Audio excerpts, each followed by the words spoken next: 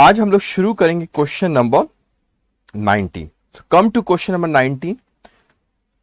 Smith library society shows the following position on 31st March 2015. Capital fund 7,93,000, expenses payable 7,000, asset side electricity fitting 1,50,000, furniture 50,000, books 4 lakh, investment in securities 1,50,000, cash at bank 25,000, cash in hand 25,000, the receipt and payment account for the year ended 31st March 2016. अब समझना इस चीज को। उन्होंने हम लोग को balance sheet दी हुई है, लेकिन ये कौन से साल की बैलेंस शीट है? ये हमारी पिछले साल की बैलेंस शीट 2015 की बात कर रहा है। कब की बात कर रहा है? 2015 की बात कर रहा है। ये बैलेंस शीट पिछले साल की है। अब उसने हमें रिसिप्ट और पेमेंट अकाउंट, हमें ये इस साल का रिसिप्ट और पेमेंट अकाउंट है, ठीक है, जो एंड कब हो रहा है? 31 मार्च 2016 की। तो रिसिप्ट साइड में उसने अपने से यहाँ पे दिया है कि balance brought forward, cash at bank, bank में 25,000, cash in hand 25, total 50,000। Then entrance fees 30,000, membership subscription 2 lakh, sale proceeds of old papers 1,500, hire of lecture hall 20,000, then interest on securities 8,000, then payment side electricity charges 7,200, postage and stationery 5,000, telephone charges 5,000, book purchase 60,000, outstanding expenses paid 7,000, rent 88,000, investment in securities 40,000, salaries 66,000, balance carry forward, cash at bank 20,000, cash in hand 11,300. You are required to prepare an income and expenditure account for the year ended 31st March 2016 and a balance sheet as at 31st March 2016 after making the following adjustment. अब अपने को उसने कहा कि दो चीज prepare करना है। वो कौन सी दो चीज प्रिपेयर करना है? एक है हमको इनकम एंड एक्सपेंडिचर अकाउंट बनाना है, it's like a P&L account, और बैलेंस शीट बनाना है। तो हमें क्या चीज बनाना है? हमको बनाना है इनकम एंड एक्सपेंडिचर अकाउंट और बैलेंस शीट हम लोगों को बनाना है इस साल की मार्च 2016 को। अब आगे वो हमसे कहता है कि membership subscription include ₹10,000 received in advance, provide for outstanding rent 4,000, salary 3,000, books to be depreciated at 10% including addition, electricity, fitting and furniture are also to be depreciated at the same rate. 75% of entrance fees is to be capitalized.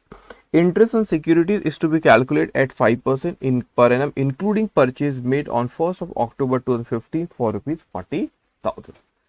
अब income and expenditure account पहले आप लोग draw कर लो। जो पूछा है approach क्या होना क्वेश्चन सॉल्व करने की, मैं आपको एक्सप्लेन करता हूं। पहले तो सबसे पहले एक चीज ख्याल रखें कि आपको जो पूछा आपने वो ड्रॉ करे। हमने इनकम एक्सपेंडिचर अकाउंट बना ली और हम बैलेंस शीट बना लिया, फिर ड्रॉ करना पड़ेगा पहले। उसके बाद जो चैलेंजिंग पार्ट आता है कि हमने वर्किंग नोट किस तरीके से डिसाइड करना है कि किसकी वर्किंग नोट बनाना है। क्यों? कि अकाउंटिंग एक हमारी इक्वेशन है, कोई एक मिसिंग फिगर हम लोग फाइंड आउट कर सकते। जब मुझे ये तय करना है कि इनकम एंड एक्सपेंडिचर अकाउंट जब मैं बनाऊंगा तो उसमें मुझे आइटम्स लेके जाना पड़ेंगे, एक्सपेंसेस लेके जाऊंगा, इनकम लेके जाऊंगा, but we follow accrual system of accounting. That doesn't mean कि जो मेरे यहाँ पर हम लोग accrual system of accounting follow करते हैं, लेकिन इसका यहाँ पे रिसिप्ट और पेमेंट हमको दी हुई, रिसिप्ट और पेमेंट अकाउंट दिया है, तो जो मेरी पेमेंट साइड में दैट डजंट मीन कि वही एक्चुअल एक्सपेंडिचर है, because we follow accrual system of accounting. हो सकता है कि आगे आप लोग देखेंगे, लेकिन हो सकता है कि आपने जितना पे करे उतना ही एक्सपेंडिचर है, ऐसा हो सकता है, और नहीं भी हो सकता। ऐसा क्यों मैं कह रहा हूं, बातों को समझना। ये चैप्टर आपका अकाउंटिंग फ्रॉम इनकम्प्लीट रिकॉर्ड्स, एक इंटर में चैप्टर, उसकी तरह चैप्टर जो क्वेश्चन अब शुरू हो रहा है, बहुत ही चैलेंजिंग है। चैलेंजिंग आई मीन टू से कि अब ये बताएंगा और ये दर्शाएंगे कि आप कितने स्ट्रांग अपने बेसिक अकाउंटिंग में। तो जो मैं बातें कहूंगा बहुत ध्यान से सुनोगे और नर्वस नहीं होंगे। कभी कोई चीज थोड़ी सी हैवी रही, अब उसको दोबारा सोचोगे, और ये चैलेंजिंग भी है, इंटरेस्टिंग भी। आपको इस अब आगे के क्वेश्चन में बहुत कुछ सीखने मिलने वाला है।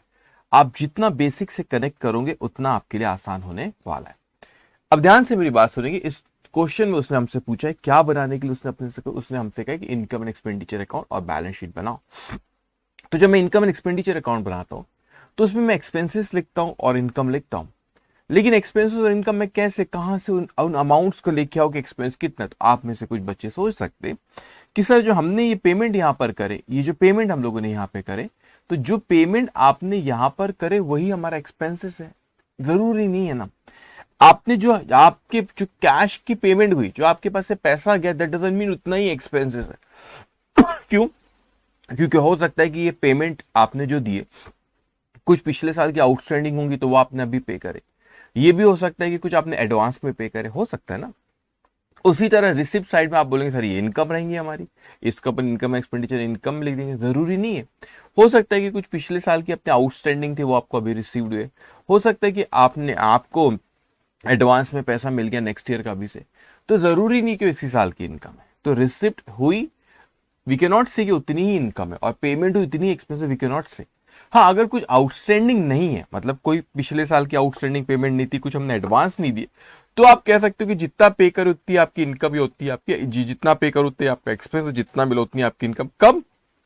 शर्त है उस पर कुछ आउटस्टैंडिंग बैलेंसेस नहीं थे। तो अभी हम क्वेश्चन सॉल्व करो तो मैं आपको सिखाऊंगा, और बहुत ही बेहतरीन क्वेश्चन से, बेहतरीन आई मीन टू से, मेरा पर्पज ये उसको इतनी तारीफ करने की क्वेश्चन है क्योंकि आपको सीखने मिलेंगी चीजें, यहाँ पे सीखने मिलेंगी, यहाँ पे चीजें बेसिक अकाउंटिंग से कनेक्ट करेंगे पर, ठीक है। और एक तरीका होता है कि जब आप वर्किंग नोट बनाओ, और किस तरीके से डिसाइड कर रहे हैं कि कौन से वर्किंग नोट हमें बनाना, उसके बारे में भी हम लोग अभी बात करेंगे। लेकिन एक तरीका होता है वर्किंग नोट्स का प्लस और माइनस से बनाओ, और एक तरीका होता है अकाउंट से। मैं कभी भी प्लस और माइनस से प्रेफर नहीं करता। इनफैक्ट इंस्टीट्यूट कभी कभी अपने सजेस्टेड आंसर में या इंस्टीट्यूट के मटेरियल में कभी प्लस और माइनस से करती है, कभी वो ऐड और प्लस और माइनस से, सॉरी प्लस और माइनस से, आई मीन टू ऐड और लेस से, और कभी कभी वो अकाउंट बना के करती है। बट आई ऑलवेज प्रेफर कि आप अकाउंट बना के ही करिए, क्योंकि आपको अकाउंट बना के ही सीखोगे। अकाउंट्स क्या, डेबिट और क्रेडिट है ना ये, तो डेबिट और क्रेडिट से ही आप सोचो आपकी एक्चुअल में अकाउंटिंग में ग्रिप आएंगी। बिलीव मी, मुझे कल ही एक स्टूडेंट का मैसेज आया, वो सी इंटर के स्टूडेंट है, उसको बहुत आसानी स्मूथली सी इंटर सब हो रहा है, उसके 80 अकाउंट्स में आए थे फाउंडेशन पे।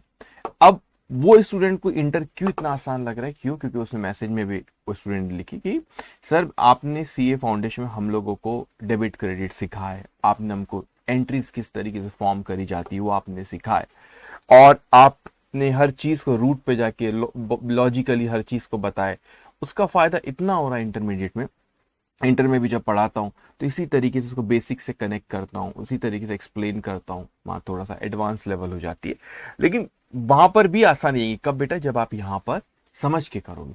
मैं नहीं चाहता कभी भी आपको मैं ऐड और लेस से रट्टाफिकेशन, मैंने कभी रटाया नहीं, और ना ही मैं कभी रटाऊंगा अकाउंट्स में। तो आपको कभी नहीं बोला गया रटो, आप रटोगे, हो सकता है फाउंडेशन पास कर जाओ, लेकिन मेरा कितना आएगा? रट के 60-70 से ज्यादा कोई नहीं ला सकता, और इंटर में और तकलीफ होगी। तो क्यों ना हम समझ के करें कि 80-90 के ऊपर हमारा टारगेट रखें, समझ के चीजों को करें, और इंटर भी हमारे लिए आसान हो। सीए को हमने, मैं अकाउंट्स के लिए कहता हूं, इतना हमने शोर मचा के रखे इस सब्जेक्ट का, ऐसा है, खूब शोर मचाएंगे कि ऐसा है वैसा है। कुछ नहीं है बेटा, ये सब्जेक्ट कुछ नहीं। आप बेसिक को थामे रखो, बेसिक अकाउंटिंग को समझो, आप देखो क्या मिरेकल करते हैं सब्जेक्ट। कुछ नहीं, इंटर में भी कुछ नहीं, मैं बता रहा हूं आपको, कुछ नहीं।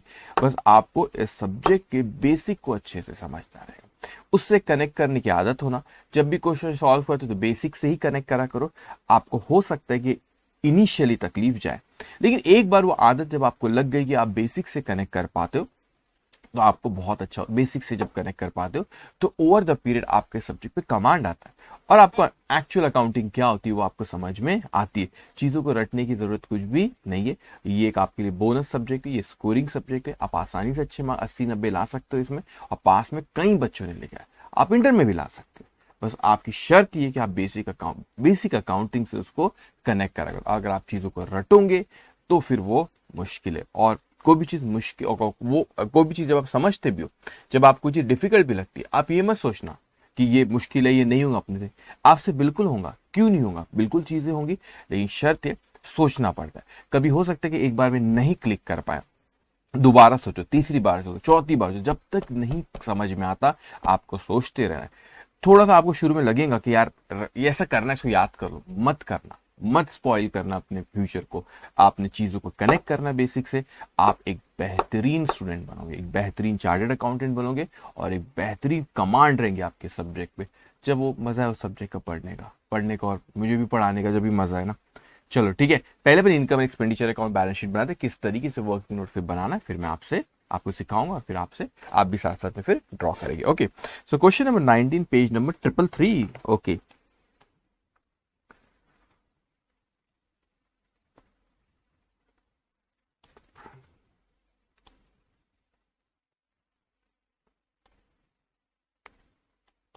नाम दिया तो लिख लेना, Smith library society.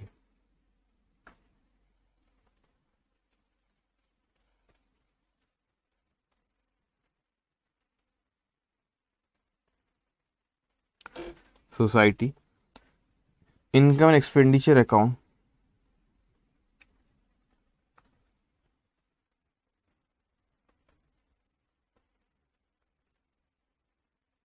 income and expenditure account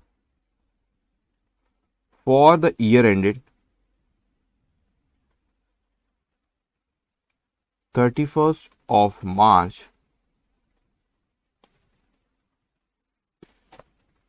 2016 का पूछा, 2016। ओके, इसको बढ़िया से आप ड्रॉ कर लीजिए। कितने लाइंस का? 10-12 लाइन का ड्रॉ कर लेंगे।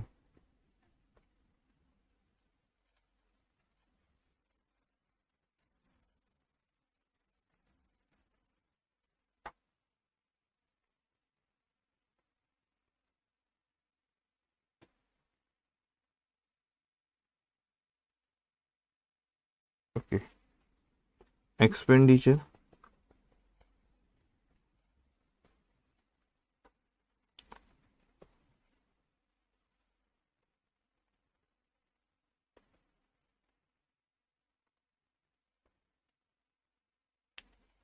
दस 12 लाइन का इसको ड्रॉ करेंगे।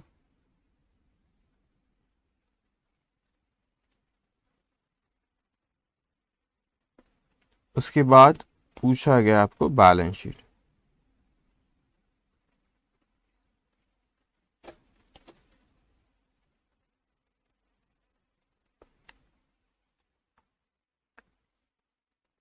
Balance sheet as on 31st March 2016। ठीक है, इसको भी आप 12-15 लाइन की ड्रॉ कर लेंगे।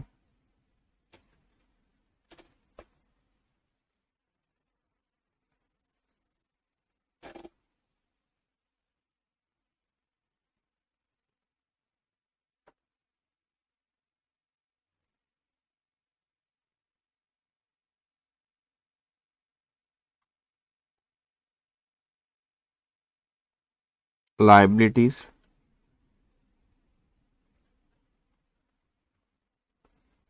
Amount, asset, amount. ओके, अब उसके बाद जब आप वर्किंग नोट डिसाइड करते हैं कि सर कैसे हमको वर्किंग नोट बनाना है, कौन कौन से वर्किंग नोट होना है। देखो, अकाउंटिंग ना एक इक्वेशन होती है। इक्वेशन का मतलब समझता है कि कोई एक चीज आपकी, मतलब दोनों साइड से डेबिट और क्रेडिट आपका सेम होना चाहिए। तो आप जब कोई अकाउंट बनाते हो तो उसकी जो टोटल करते हैं डेबिट कॉलम में, और अमाउंट का कॉलम होता है जो डेबिट साइड में, क्रेडिट साइड में जो अमाउंट का कॉलम, तो टोटल आपकी हमेशा टोटल आप सेम लिखते हो। जो डिफरेंस आता है उसको कहीं लिखा जाता है, कोई या क्लोजिंग बैलेंस है, कोई फिगर रहती है, तो वो एक मिसिंग फिगर को हम लोग हमेशा फाइंड आउट कर सकते हैं, वो missing figure.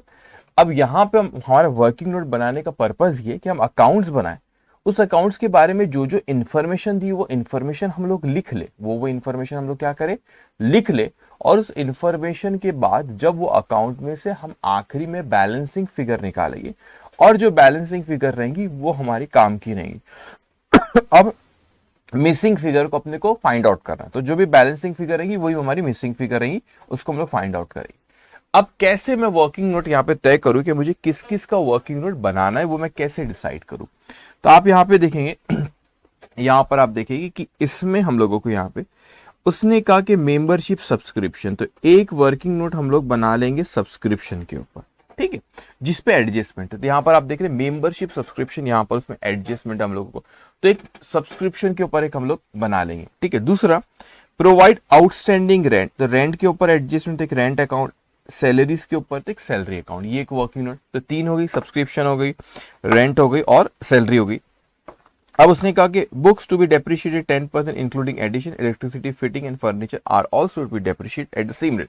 If you want you can prepare the working note of books also then electricity, fitting also, लेकिन जरूरत नहीं है। वो डेप्रिसिएशन अपन क्या करेंगे, जो फाइनल अकाउंट, जब बैलेंस शीट बनाएंगे डायरेक्ट मैं इनर कॉलम पे एडजस्ट करेंगे। आपने फाइनल अकाउंट चैप्टर में देखे ना, एसेट में से अपन डेप्रिसिएशन माइनस करते और पीएनएल में लिखते हैं, यहाँ पे इनकम एक्सपेंडिचर में लिखेंगे। सो यहाँ पे क्या होगा, इसका आप चाहो तो वर्किंग नोट बना सकते, लेकिन जरूरत नहीं है, ये अपन बैलेंस शीट में डायरेक्ट इसका इफेक्ट दे दे, वहीं पे एडजस्टमेंट कर लेंगे। फिर वो कहता है कि 75% of entries are to be capitalise, मतलब इज टू बी कैपिटलाइज। अब ये मतलब ये वर्किंग नोट एंट्रेंस फीस पे एडजस्टमेंट है, तो उस पर एक वर्किंग नोट बनाएंगे। उसके बाद कहता है interest on securities to be calculated 5% per annum including purchase made on 1 October 2015 for ₹40,000। एक एडजस्टमेंट किसका, उस पर इंटरेस्ट के ऊपर है। ओके, इंटरेस्ट के ऊपर एक वर्किंग नोट, वैसे अमाउंट भी कैलकुलेट करना पड़ेगा और वो भी मैं बताता हूँ। तो आपके सामने फिलहाल तो आपको 1 2 3 4 5 ये वर्किंग नोट दिख रहे, लेकिन एक और वर्किंग नोट के ख्याल रखिए। अब जैसे यहाँ पर उसने अपने से बोला कि एक्सपेंसेस पेबल पिछले साल, वो ऊपर जो बैलेंस शीट दी वो पिछले साल की बैलेंस शीट है। तो एक्सपेंसेस पेबल उसने पिछले साल के आपके थे आउटस्टैंडिंग 7,000 रुपए के। फिर यहाँ पर उसने कहा कि आउटस्टैंडिंग एक्सपेंसेस पे करा, उसने आउटस्टैंडिंग एक्सपेंसेस क्या करा, पे कर दिया। फिर इस साल जब आप इफेक्ट दोगे ना बेटा, रेंट की आउटस्टैंडिंग है, ये रेंट आउटस्टैंडिंग है, सैलरी आउटस्टैंडिंग है। So when you will give the effect, you are going to pass entry rent account debit to outstanding rent account.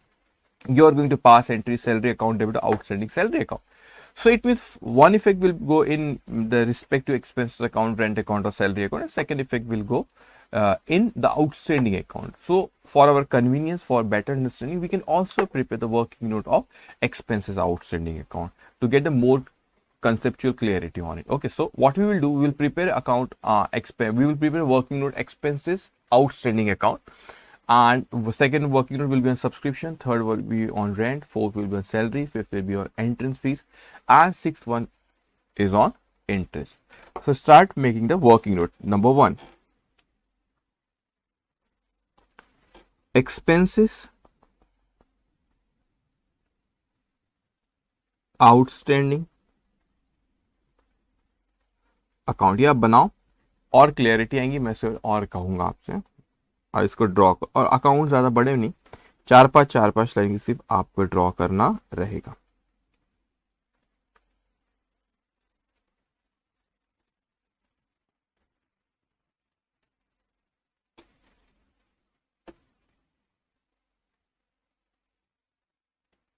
Okay, working note number 2, subscription.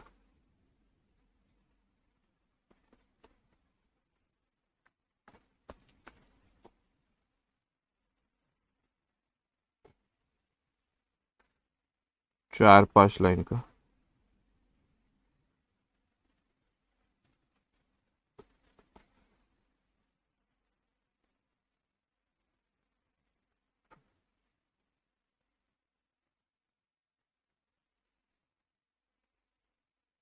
Third,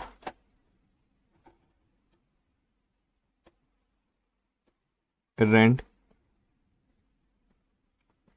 account.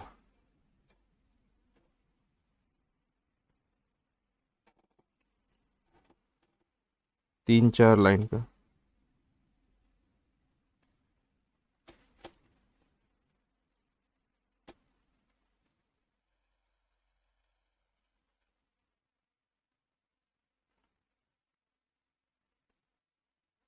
Fourth, salary account, तीन चार line का।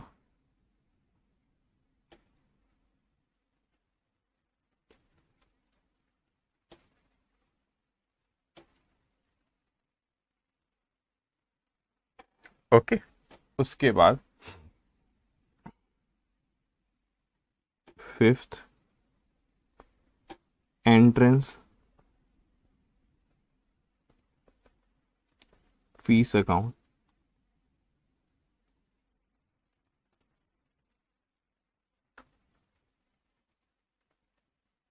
तीन चार line का।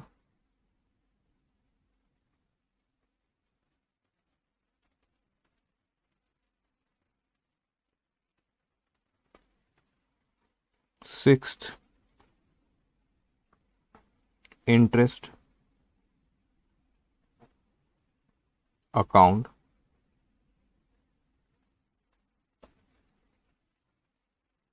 तीन चार line का।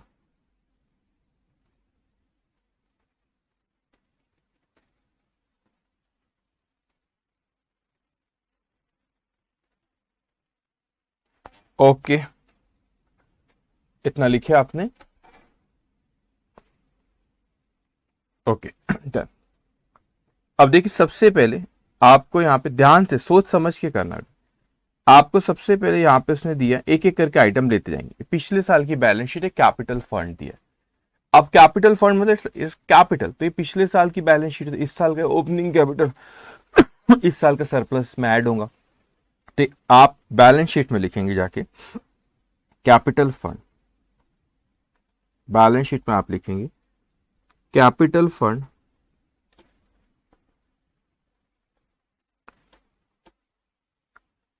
उसमें ओपनिंग बैलेंस वो 7,93,000, 7,93,000। उसके बाद उसने कहा एक्सपेंसेस पेबल, इसका हम लोग ने अकाउंट बनाए, तो वो वर्किंग नोट नंबर 1 पे जाके आप लिखेंगे, ठीक है। ओपनिंग बैलेंस है तो आउटस्टैंडिंग एक्सपेंसेस, आउटस्टैंडिंग है ये लाइबिलिटी, लाइबिलिटी के कौन से बैलेंस होते हैं, क्रेडिट बैलेंस होते हैं, तो आप क्रेडिट साइड में लिखेंगे by opening balance brought down, आप इसको ओपनिंग आउटस्टैंडिंग भी लिख सकते 7,000। फिर एसेट साइड में इलेक्ट्रिसिटी, इलेक्ट्रिकल फिटिंग, ये आपकी एसेट है, तो ये पिछले साल की, लेकिन इसमें डेप्रिसिएशन अभी चार्ज होगा, तो आप इसको बैलेंस शीट में लिखेंगे इनर कॉलम पे, क्यों, क्योंकि इस साल का डेप्रिसिएशन चार्ज होगा। फिर यहां पे लिखे electrical fittings, electrical fittings 1,50,000, furniture 50,000,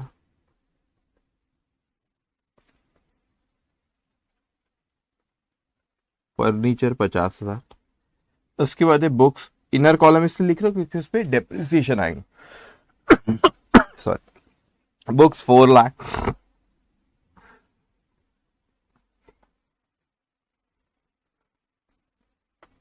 उसके बाद है इन्वेस्टमेंट इन सिक्योरिटीज, वो आपको दिया उसने 1,50,000 रुपए। ओके, सो फर्नीचर, बुक्स पे ना एडिशन, बुक्स पे 4-5 लाइन का आपने स्पेस रखना, फिर लिखना आपने इन्वेस्टमेंट, इन्वेस्टमेंट में भी एडिशन है, ये 1,50,000 कोई इनर कॉलम में। फिर उसके बाद दिया है कैश एट बैंक 25 और कैश इन एंड 25, तो ये आपकी एसेट, यहाँ पे कैश एट बैंक आपको यहाँ पे उसने क्या अमाउंट दिया, ये आपका। अच्छा, ये एक और चीज इंपॉर्टेंट, ये 25-25 यार अभी हमारे लिए कोई रेलेवेंस यहाँ पे, आप बोलेंगे सबसे पहले लिख लो इतना, cash at bank, cash in hand. अब देखो ये कौन से साल की बैलेंस शीट है बेटा, ये आपकी किस 31 मार्च 2015 की। तो बाकी जो आइटम्स मैंने यहाँ पे लिखा पिछले साल की, तो ये मेरे लिए रेलेवेंस नहीं रखता, ये 25-25 ये पिछले साल की क्लोजिंग था ना, तो इस साल के रिसिप्ट एंड पेमेंट के ओपनिंग में है। मैं इस साल की बैलेंस शीट में ये लिखूंगा 20,000 और 11,300, क्यों, क्योंकि मैं बैलेंस शीट बना रहा हूँ 31 मार्च 2016। तब आप सोचेंगे सर फिर बाकी आइटम्स क्यों लिखे आपने कैश, और वो नहीं लिख रहे इस साल की बैलेंस शीट में। नहीं लिख रहा ऐसा नहीं है, वो पिछले साल की फिगर है, ये जो 25,000 और 25 है पिछले साल की फिगर है। मैं बैलेंस शीट बना रहा हूँ 31 मार्च 2016 की, तो ये फिगर्स में लिखो। तो आप बोलेंगे सर फिर आपने बाकी फिगर्स क्यों लिखे, ये बाकी फिगर्स मैंने इनर कॉलम में लिखा। देखो आप यहाँ पे सारी फिगर्स तो इनर कॉलम पे लिखो, क्यों, क्योंकि इसमें एडजस्टमेंट आएंगे, ठीक है, एडजस्टमेंट उसमें आएंगे, कुछ एडिशन होगा, कुछ डेप्रिसिएशन, ये सब जो भी रहे वो एडजस्टमेंट करे बाद, फिर इस साल जो फिगर आने चाहिए वही मैं आउटर कॉलम पे लिखूंगा। ओके, अब उसके बाद आप रिसिप्ट और पेमेंट अकाउंट में आते, ध्यान से, बड़ा इंटरेस्टिंग हो जाएगा आप यहाँ पे। अब देखो यहाँ पे एंट्रेंस फीस आपको मिली कितनी बच्चों, एंट्रेंस फीस मिली हमको 30,000 रुपए की। क्या एंट्रेंस फीस से रिलेटेड कोई एडजस्टमेंट, हाँ एडजस्टमेंट अपन इसका अकाउंट भी बना रखे। तो अब एंट्रेंस फीस ये रिसिप्ट साइड है, ध्यान में रखना। तो आपके पास पैसा आया तो आपने एंट्री क्या पास करे, कैश अकाउंट डेबिट, कैश और बैंक अकाउंट डेबिट, रिसिप्ट और पेमेंट वही चीज है, कैश और bank account debit to entrance fees account. तो आप बोलेंगे सर एंट्रेंस फीस क्या इनकम एक्सपेंडिचर में लिख दो, मैंने अभी मत लिखो, उस पर अपने वर्किंग नोट बनाया, अपन बात करते उस पर। तो आप कैश और बैंक अकाउंट डेबिट आपने यहाँ पे रिसिप्ट और पेमेंट अकाउंट वो डेबिट करे, इन एंट्रेंस फीस अकाउंट में जाओ और वहां पे आप लिखो क्रेडिट साइड में बाय कैश अकाउंट, ये आपके पास आए 30,000, 30,000. So entry cash account debit to entrance fees account. Okay. उसके बाद है आपको सब्सक्रिप्शन के आए 2 लाख रुपए. सब्सक्रिप्शन के कितने हैं आपके पास? 2 लाख रुपए. तो आप यहाँ पे cash account debited to subscription account. तो आप जाओ सब्सक्रिप्शन अकाउंट में जाएंगे, वर्किंग नोट नंबर 2, वहां पे लिखेंगे ओपनिंग एडवांस होगा क्वेश्चन, तो उसके लिए स्पेस रखना और यहाँ पे लिखना बाय कैश अकाउंट. ये जो अमाउंट आपको रिसीव्ड हुई 2 लाख रुपए. उसके बाद उससे कहते हैं कि cell proceed of old paper. अब देखो क्या हुआ यहाँ पे कि आपने ये जो ओल्ड पेपर, न्यूज़पेपर होते हैं ना, घर पे कोई पेपर वेपर रहता है, आपके ये नॉन प्रॉफिट ऑर्गेनाइजेशन के क्लब में भी रखे होंगे, तो उन्होंने क्या करे, न्यूज़पेपर को उन्होंने क्या करे बच्चों, बेच दिए. पेपर्स के पुराने होंगे, जरूरी नहीं, न्यूज़पेपर जो भी पेपर हो गए उसको बेचे उन्होंने 1500 रुपए में. अब इस पे तो कोई वर्किंग नोट नहीं बनी हुई. इस पे क्या कोई वर्किंग नोट बनी हुई कि नहीं? इस पे कोई वर्किंग नोट बनी हुई नहीं है. क्यों नहीं बनी है? इसको संबंध अच्छे से संबंध आराम से. अब देखो इस पे इसलिए वर्किंग नोट नहीं बनी क्योंकि इस पे कोई एडजस्टमेंट नहीं नीचे दी. तो आपको जो 1500 रुपए आपको पेपर बेचने पे मिले उस क्लब को, उस ऑर्गेनाइजेशन एंटिटी को, तो 1500 उसकी इनकम भी हो. तो यहां पे आपके जितनी रिसिप्ट है उतनी ही इनकम भी है. एंट्रेंस फीस और सब्सक्रिप्शन के केस में वैसा नहीं था ऊपर. क्यों? क्योंकि उनपे एडजस्टमेंट है. उनपे क्या एडजस्टमेंट है, तो इसीलिए उनके एडजस्टमेंट अपन करेंगे, उसके बाद ही डिसाइड होंगे कि इस साल की इनकम कितनी, वही इनकम एक्सपेंडिचर में जाएगा.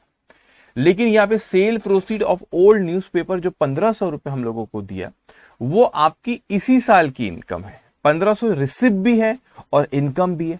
ऐसा क्यों? 1500 रिसिप्ट भी है और वो 1500 इनकम भी है.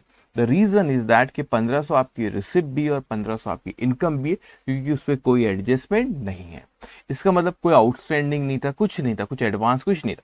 तो जो आपको वो 1500 मिले वही आपकी इनकम है. तो वो कहां पे लिखोगे आप? डायरेक्ट इसको इनकम एंड एक्सपेंडिचर अकाउंट में लिख दोगे. इस पे कोई एडजस्टमेंट नहीं है. जिन पे एडजस्टमेंट है उनके वर्किंग नोट बनाए जाते और वहां लिखते, फिर उसके बाद हम एडजस्टमेंट करे बाद ही डिसाइड करते कि इस साल की इनकम कितनी होंगी और वो फिर इनकम एंड एक्सपेंडिचर में लेके आते.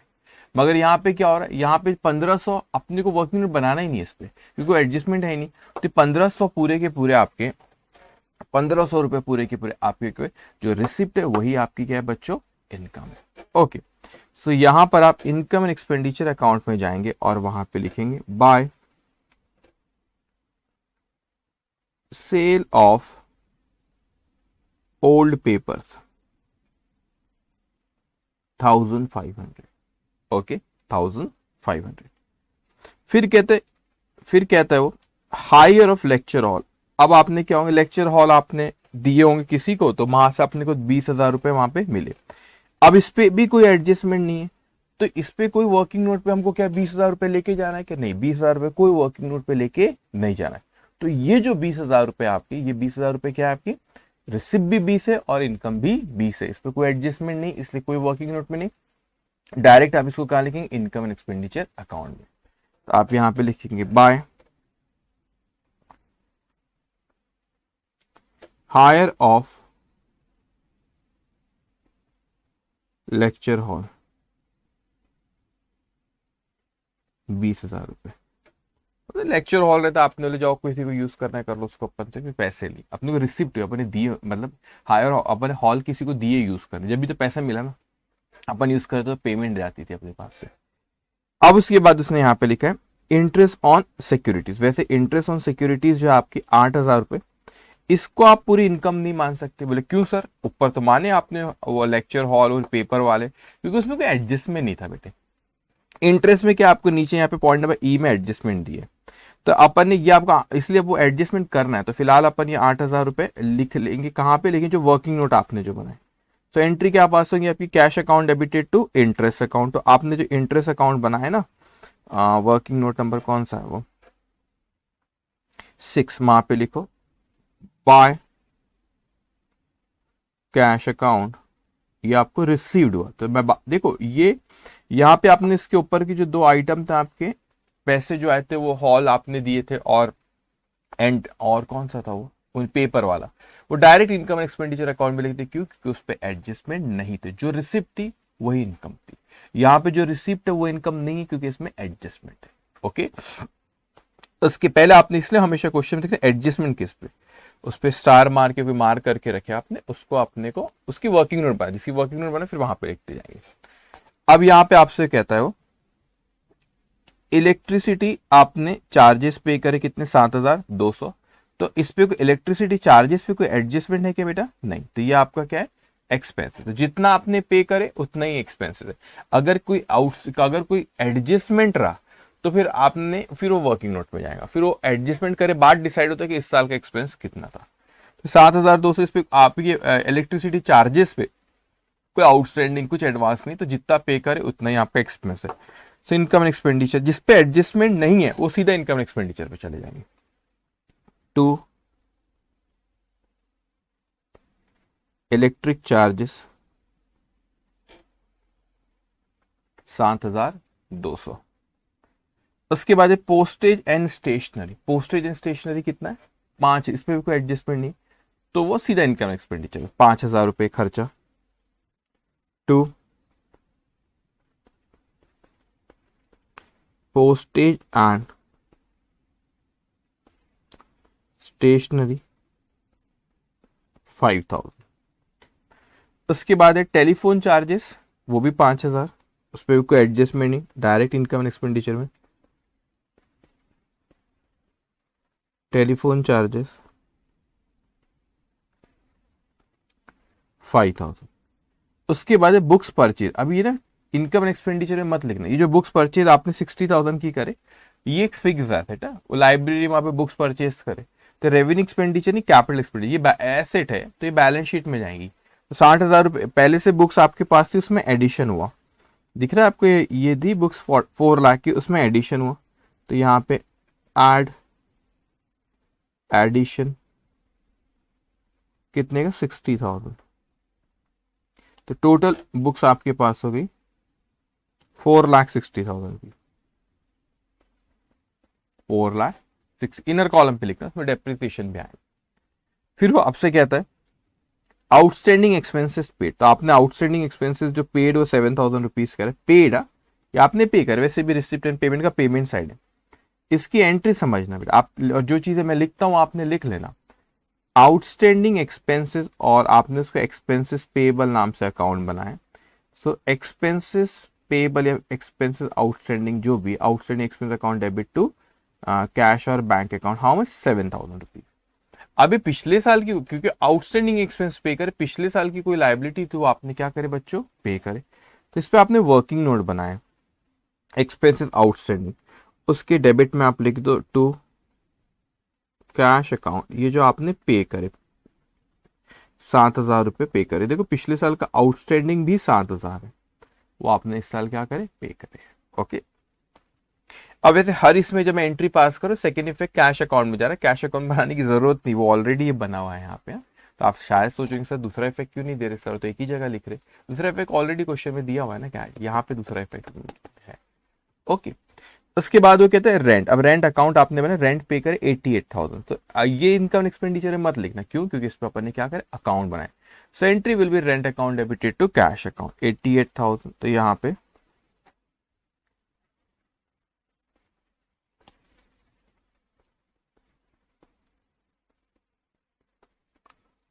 पेड 88,000।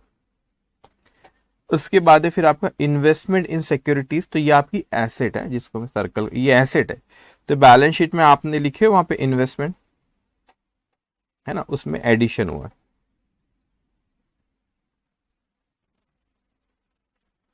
एडिशन 40,000 रुपीज का। ओके, उसके बाद सैलरीज आपने पे करे 66, लेकिन इसमें वर्किंग नोट बना था, entry salary account debit to cash आपने पे करे, तो सैलरी अकाउंट में जाएंगे, working note number 4, salary account debit to cash account आपने पे करे 66,000, और ये जो क्लोजिंग बैलेंस है ये आपकी बैलेंस शीट में रिफ्लेक्ट होंगे इस साल की, कैश और बैंक का 20,000 और 11,300। सो बैलेंस शीट में जाके कैश एट बैंक 20,000 और ये 11,300, 11,300, 300। ओके, तो यहाँ पे जो जो आइटम हमें रिसिप्ट और पेमेंट में जहां जहां लिखना था वहां पे लिख लिया हम लोगों ने। अब देखो नीचे आपसे क्या कह रहा है, you are required to prepare an income and expenditure account for the year ended 31st March 2016 and a balance sheet as at 31st March 2016 after making the following adjustment। तो पहला आपसे कहता है membership subscription included ₹10,000 received in advance. तो कहता है कि membership subscription आपको 10,000 रुपए की एडवांस इंक्लूड है ना। एडवांस आप बहुत अच्छे से समझ के करना पड़ेगा इसको। तो सब्सक्रिप्शन अकाउंट में जो ओपनिंग एडवांस तो कुछ है नहीं, दिया नहीं क्वेश्चन में, तो अगर रहता मैं अब लिख देता हूं बाय ओपनिंग एडवांस, कुछ दिया नहीं है इसलिए यहां पे मैंने नील लिखा हूं। तो यहां पे 2 ये ब्रॉट डाउन, फिर 2 क्लोजिंग एडवांस कैरीड डाउन 10,000 रुपए। क्लोजिंग एडवांस कैरीड डाउन क्या 10,000 रुपए, ठीक है। तो ओपनिंग एडवांस था आपका कुछ भी नहीं और क्लोजिंग एडवांस कितना दिया था आपको 10,000 रुपए। अब क्वेश्चन में उसने कहा ना कि ये जो आपका यू नो इट कि ओपनिंग, यहां पर देखो ये ओपनिंग एडवांस लाइबिलिटी यहां लिखते हैं, क्लोजिंग एडवांस यहां लिखते हैं। अभी अपन आगे देखेंगे अगर दिया तो ओपनिंग अगर आपको आउटस्टैंडिंग दिया हुआ है सब्सक्रिप्शन तो वो यहां पर आता, आपको पता है 2 पे लिख देता हूं, बल्कि ओपनिंग आउटस्टैंडिंग पहले हमने सब्सक्रिप्शन पे क्वेश्चन करे ना, है ना, वो यहां इस क्वेश्चन में दिया हुआ नहीं है नील बाय क्लोजिंग आउटस्टैंडिंग, दिया नहीं हो नील, रहता तो लिखते थे अपन, है ना। अब देखो बच्चों यहाँ पे उसने ये कहा बड़े ही ध्यान से, जब भी मैं कोई ओपनिंग एडवांस ओपनिंग आउटस्टैंडिंग या क्लोजिंग एडवांस या क्लोजिंग आउटस्टैंडिंग जब भी लिखता हूं तो बैलेंस शीट में आपको बताना पड़ेगा क्योंकि आउटस्टैंडिंग है वो आउटस्टैंडिंग है ना वो। तो यहां पर जैसे क्लोजिंग एडवांस बोला कितना 10,000 रुपए, बाकी तो 0 है। तो यहां पर आप बैलेंस शीट में फट से जाएंगे और बैलेंस शीट में आप लिखेंगे एडवांस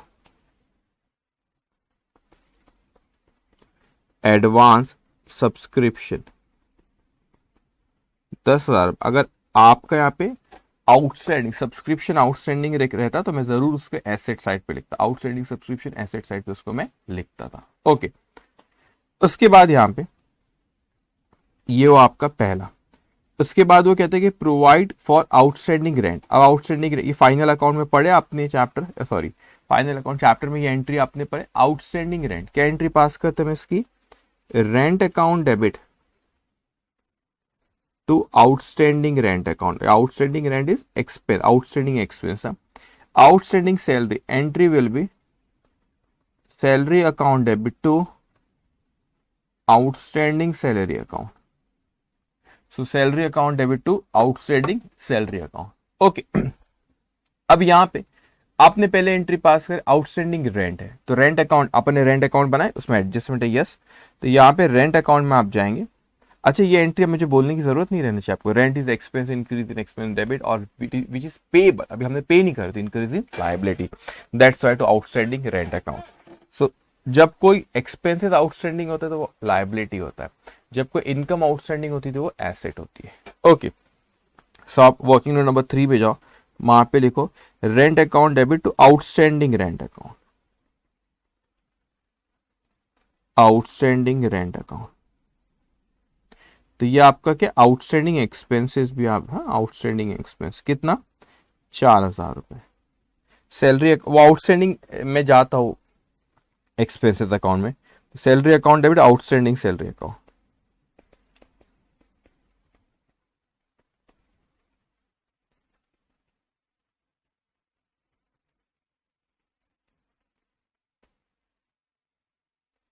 वो दिया आपको 3,000, 4 और वो 3, ठीक है। अब आपने एक इफेक्ट दिया रेंट अकाउंट डेबिट और सैलरी अकाउंट डेबिट, ये एक इफेक्ट दिया डेबिट करे क्रेडिट आउटस्टैंडिंग एक्सपेंस अकाउंट। तो आउटस्टैंडिंग रेंट आउटस्टैंडिंग सैलरी अलग से बना सकते हैं लेकिन आउटस्टैंडिंग एक्सपेंस है यहाँ पे, एक्सपेंस आउटस्टैंडिंग एक्सपेंस सेम चीज। तो यहाँ पे क्रेडिट करो by rent account 4,000 because rent account debit to outstanding expense, this outstanding expense account. आप क्रेडिट करेंगे pay by salary account 3,000 rupees. Okay, now उसके बाद थर्ड आपको कहते हैं डेप्रिसिएशन। आपको books to be depreciated at 10% including addition. So आपको जो बुक्स है उसका डेप्रिसिएशन लगता है, उस पर डेप्रिसिएशन लगाना है 10% इंक्लूडिंग व्हाट, एडिशन। तो 10 पर मतलब जो एडिशन हुआ, तो ये जो बुक्स आपको यहाँ पे दिख रही है बैलेंस शीट में आप देखेंगे यहाँ पे टोटल आपकी एडिशन के बाद ये कितना, 4,60,000। तो आप कोई बच्चा सोच सकता है कि हो सकता है जो बुक्स कर वो साल की अगर शुरुआत में खरीद आप ये अजम्पशन लेते तो पूरे साल का डेप्रिसिएशन लगेगा एडिशन पे। अगर मिड ऑफ द ईयर आपने ये बुक्स परचेज किया एडिशन जो 60, तो फिर 6 महीने का लगेगा, साल के आखिरी में तो कुछ भी नहीं लगना उसमें। तो क्या अजम्पशन लो, अजम्पशन लेने की जरूरत नहीं, क्योंकि उसने क्या बोला कि आपने को बुक्स को डेप्रिशिएट करना है 10% पे और इंक्लूडिंग एडिशन, एडिशन पे भी वही लगाना है। तो पूरे 4,60,000 पे 10%। सो लेस डेप्रिसिएशन, मैं इसको अभी इनकम एक्सपेंडिचर में लिखूंगा साथ में, पहले आप यहां पे लिख लो less depreciation at the rate 10%। तो ये आया 46,000। सो आउटर कॉलम पे 4,60,000 माइनस 46,000, तो ये आ गया आपका 4,14,000। ठीक है, 4,14,000। ओके, ये एक डेप्रिसिएशन हुआ। दूसरा इफेक्ट दे रहा हूं मैं income expenditure, don't worry. Electrical fitting and furniture पे सेम रेट, मतलब 10% थे, तो यहां पर आप इन पे 10% लगाना है। So less depreciation at the rate 10%, less depreciation at the rate 10%। तो ये 1,50,000 का 10% 15,000 और 50,000 का 10% 5,000।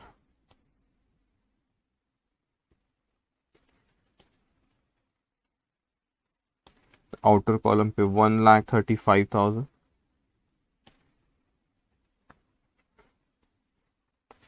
और ये आपका 45,000।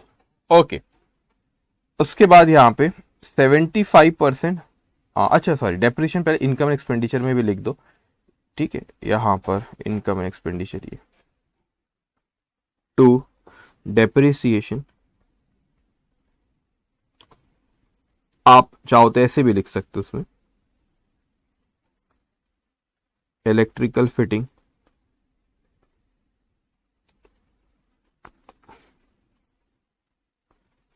15,000, इसमें फर्नीचर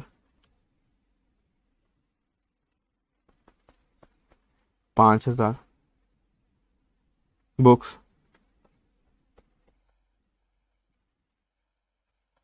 46,000। सो ये टोटल कर लो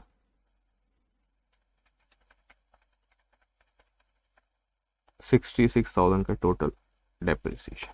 ओके, अब उसके बाद वो कहता है कि 75% of entrance fees is to be capitalise. देखो इंटरेस्टिंग बात, एंट्रेंस फीस पढ़ाया था जब आपको कंसेप्ट के बारे में बात कर रहा था, वहां पे एंट्रेंस फीस हम लोगों ने पढ़े थे। वहां पे आपको क्या चीज सिखाया था बेटा, एंट्रेंस फीस के बारे में जब बोला था कि एंट्रेंस फीस आप डिपेंड कैसी हो, एंट्रेंस फीस का बेनिफिट अगर आप उसी साल दे रहे हो तो उसको इनकम एक्सपेंडिचर में ट्रांसफर करते थे, अगर आप उसको लाइफ लॉन्ग बेनिफिट दे रहे हो तो कैपिटलाइज करते थे, है ना, कुछ समय के लिए दे रहे हो तो वो प्रोपोर्शनेटली आप ट्रांसफर करते थे। जस्ट 1 मिनट,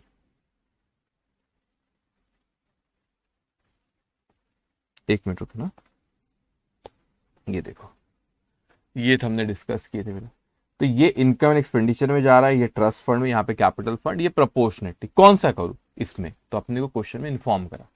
क्या इन्फॉर्म किया उसमें क्वेश्चन में कि 75% आप लोग, अगर क्वेश्चन में कभी इन्फॉर्म नहीं किया तो फिर मैं बताऊंगा क्या आपको करना रहेगा।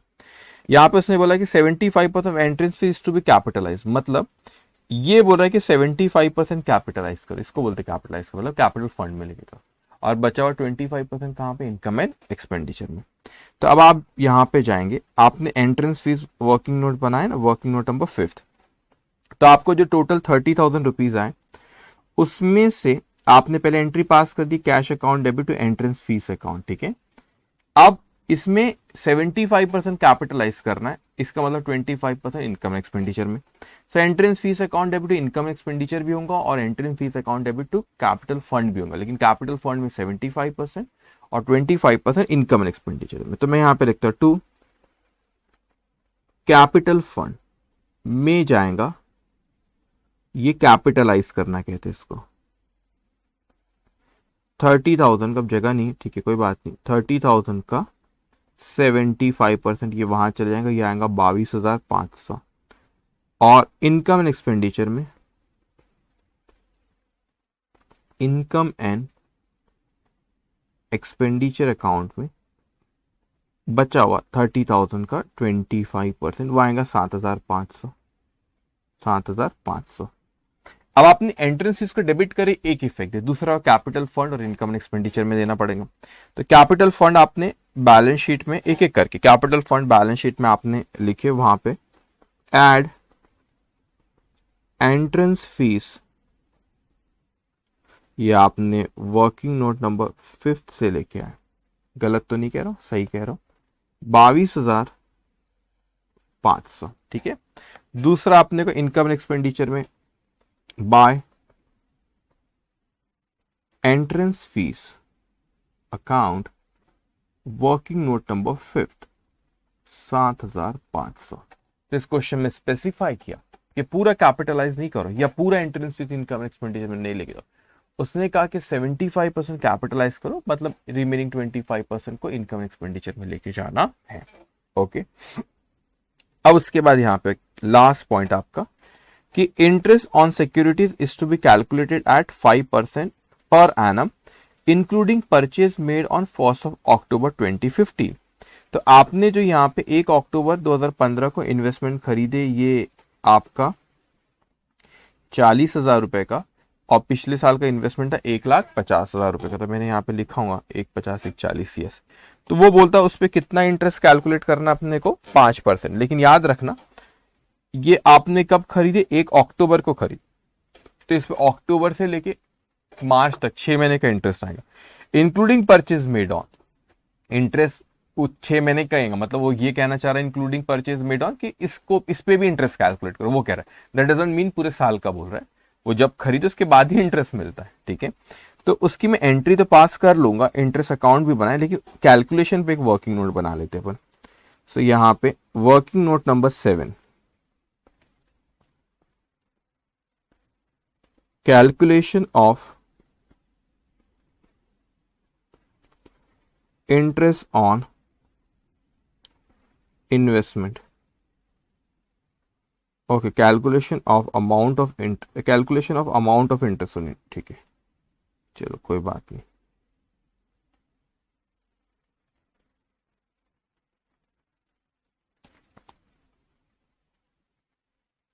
Calculation of amount of interest on investment. तो यहां पे पहले लिखना on opening balance, on opening balance, जो कि क्वेश्चन में दिया हम लोग को 1,50,000 रुपए, उस पे 5% पूरे साल का। फिर ऑन एडिशन, जो कि 40,000 रुपए का आपने खरीदे इस साल, 5% 1 अक्टूबर को खरीदे तो 6 महीने का। तो 1,50,000 का 5%, ये आ रहा है आपका 7,500। 40,000 पे 5% 6 महीने का, वो आपका 1,000 रुपये। तो टोटल आपका हुआ 8,500। Total interest for the year. अब टोटल इंटरेस्ट पूरे साल का कितना था, इसको अच्छे समझना, इंटरेस्टिंग है। टोटल इंटरेस्ट होना था आपका 8,500 पूरे साल का, लेकिन आपको रिसीव्ड कितना, 30 हुआ। होना तो चाहिए था पूरे साल का कितना रिसीव्ड, 8,500, लेकिन रिसीव्ड कितना हुआ आपको, 8,000 ही हुआ ना, गड़बड़ है ना। मतलब 500 रुपये भी मिला नहीं है। तो यहां पे लिखो less received during the year 8,000 रुपये मिले। इसका मतलब 500 रुपये अभी तक के मिले नहीं, तो उसको आप कहते हैं accrued interest at the end of the year 500। और इसकी एंट्री भी बताता हूं 500 की, समझना बेटा। टोटल जो आपका हुआ था इंटरेस्ट वो कितना था आपका 8,500 का। अब 8,500 में से 800 हम लोग 8,500 में से 8,000 रिसीव्ड हो गए, नीचे लिखा हुआ 8,000 रिसीव्ड हो गए और 500 रिसीवेबल है, अक्रूड हो गए। ठीक है, रिसीवेबल है मतलब 8,000 मिल गए और 500 मिलने के बचे बच्चे। अब देखो यहाँ पे ये आपकी एंट्री आपने वैसे ही पढ़े हुए, ये एंट्री आपने आपको सिखाया मैंने कहाँ पे, फाइनल अकाउंट चैप्टर में आपने पढ़े बेटा। ये जो 500 रुपए आपके, ये 500 की क्या एंट्री पास होंगी? एंट्री बताओ मुझे, एंट्री बताओ तो वो कोई बात है ना, एंट्री बताओ। अब अगर मुझे यहाँ पे इंटरेस्ट मेरी इनकम है ना, ये इनकम है, तो यहां पर इसकी एंट्री तो आपको पता है 8,000 रुपए की आपने ऑलरेडी लिख चुके हो, cash account debit to interest account. और फर्क समझना बेटे, और मैं चाहता हूं आप बहुत ही बेहतरीन, बहुत ही होनार स्टूडेंट बनो बेटा। तो ये आपके 8,000 रुपए तो रिसीव्ड हो गए, तो उसकी एंट्री पास हो चुकी है, cash account debit to interest account how much 8,000 रुपए। लेकिन जो 500 रुपए है इसकी मैं एंट्री में ऐसा नहीं लिख सकता cash account debit, cash account को डेबिट नहीं कर सकता मैं 500 रुपए से। क्यों नहीं कर सकता कैश अकाउंट को डेबिट? क्योंकि 500 रुपए वो मुझे मिले नहीं है बच्चों, वो मिले नहीं है, वो रिसीवेबल है और यू कैन से अक्रूड है वो। तो मैंने एंट्री पास किया इंटरेस्ट, यहाँ पे इंटरेस्ट लिखा 500 रुपए। अब मैं डेबिट यहाँ पे लिखता हूं accrued interest account debit, accrued interest account debit. I am sorry space कम है तो मैं ऐसा बुरे तरीके से लिख रहा हूं 500 रुपए अक्रूड इंटरेस्ट। अब ये एंट्री क्यों पास हुई? अक्रूड या फाइनल अकाउंट चैप्टर में पढ़े है ना। तो accrued interest account debit to interest account, क्यों बच्चों? ये इंटरेस्ट को क्यों क्रेडिट करा? Because this is income, increase in income credit. और ये जो अक्रूड इंटरेस्ट है बेटे, ये जो है आपका, ये आपका इंक्रीज इन एसेट है, जगह ही नहीं आ, इंक्रीज इन एसेट, तो उसको आपने उस तरीके से लिखे। तो ये 8,000 रुपए आपको रिसीव थे और ये 500 रिसीवेबल है और अक्रू हुआ। ठीक है, we follow accrual system of accounting. तो कैश टू इंटरेस्ट, यहाँ पे क्यों कैश को डेबिट करें? क्योंकि पैसा मिल चुका है। यहाँ पे कैश अकाउंट डेबिट क्यों नहीं हुआ? क्योंकि वो पैसा मिला नहीं है बेटा, अक्रू ऐसे मिलने वाला है, राइट टू रिसीव, तो इट इज अक्रूड। अक्रूड वो हमारी एसेट है, तो इंक्रीज इन एसेट डेबिट, तो accrued interest account debit to interest account, ये एंट्री। अब इसका इफेक्ट तो आपने दे दी cash account debit to interest, तो ये इंटरेस्ट को क्रेडिट कर दिया आपने इंटरेस्ट अकाउंट को, और वहां पे कैश अकाउंट वो रिसिप्ट और पेमेंट में रिसिप्ट साइड में लिखा है। अब इसका इफेक्ट क्या होगा? Accrued interest account debited to income, interest account, तो इंटरेस्ट को क्रेडिट करोगे। और फिर अक्रूड इंटरेस्ट कहां लिखना मैं बताता हूं। तो ये आपका जाएगा वर्किंग नोट नंबर 60 एंड ऊपर, हाँ, और ये आपकी एसेट है, तो बैलेंस शीट में एसेट साइड में, तभी बता दिया बैलेंस शीट में एसेट साइड में जाएगा। तो यहां पे पहले आप इसको लिखो by accrued interest, working note number कौन सा है वो, वर्किंग नोट नंबर 7 से आपने फिगर लेके आए 500 रुपए। ये एक इफेक्ट, बैलेंस शीट में जाओ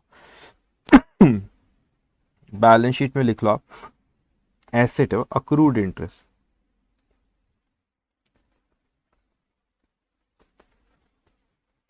working note number 7 500। Okay done, ये आपने लिखे सारी चीज। अपना ना ये इनकम एक्सपेंडिचर बैलेंस शीट का भी मत क्लोज करना, पहले सारे वर्किंग नोट क्लोज करना पड़ेगा। तो आप जाओ वर्किंग नोट नंबर 1 पे, क्रेडिट साइड की टोटल करूंगे 7 और 4 11 और 3 14, 14,000 में से 7 चले गए तो 7,000 रुपए बचे। तो 2 बैलेंस कैरिड डाउन। तो ये बैलेंसिंग फिगर है बेटा, ये बैलेंस कैरिड डाउन। अब ये 7,000 रुपए ये आपकी लाइबिलिटी, क्लोजिंग बैलेंस है लाइबिलिटी अकाउंट का, कहां पे रिफ्लेक्ट होगा, बैलेंस शीट में, लाइबिलिटी साइड में। तो एक एक करके लिखते जाना पड़ेगा आपको साथ में ही। तो यहां पे आप बैलेंस शीट में लिखेंगे expenses outstanding, working note number 1 7,000 rupees. उसके बाद आओ वर्किंग नोट नंबर 2 पे। तो ये क्रेडिट साइड में टोटल ये 2 लाख, 2 लाख माइनस 10,000, ये आया आपका 1,90,000। ये कहाँ जाता है, income and expenditure account, income and expenditure account, ये बैलेंसिंग फिगर है। ठीक है, ये सर्कल एग्जाम में मत करके आ जाना, ये आपकी समझ के लिए मैं कर रहा हूं। एक से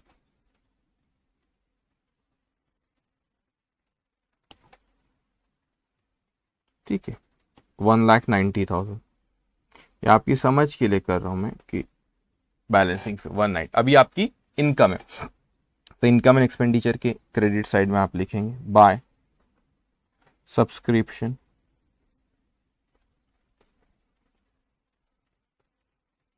वर्किंग नोट नंबर 2 1,90,000। उसके बाद है रेंट अकाउंट,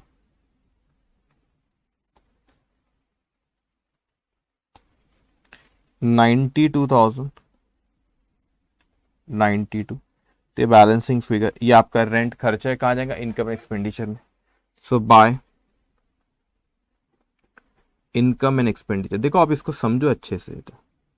अब यहाँ पे जो 92,000 है, तो आपने 92 एक एक्चुअल में नहीं पे करे थे रेंट, हमने क्या 92,000 रेंट एक्चुअल में पे करे थे क्या, एक्चुअल में रेंट 92,000 पे नहीं किए थे आपने, यहाँ पे 80 पे करे थे। 4 तो आउटस्टैंडिंग, लेकिन आपने एक्चुअल में we follow accrual system of accounting, तो इनकम एंड एक्सपेंडिचर में लेकिन कितना जा रहा है आपको 92,000। क्यों, क्योंकि वी फॉलो अक्रूवल ना, पे 92 में से 88 करे, लेकिन 4 पेबल है, दैट इज ऑल्सो एक्सपेंस, तो टोटल इज 92।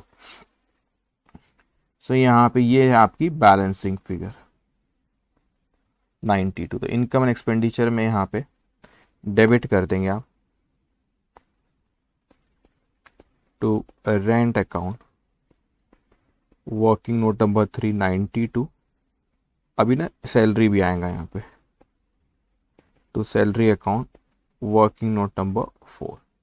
ओके, तो जल्दी से वर्किंग नंबर 4 की टोटल करो।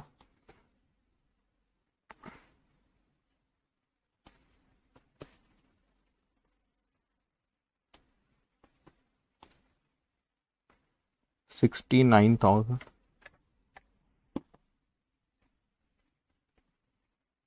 by income and expenditure account, balancing figure 69,000।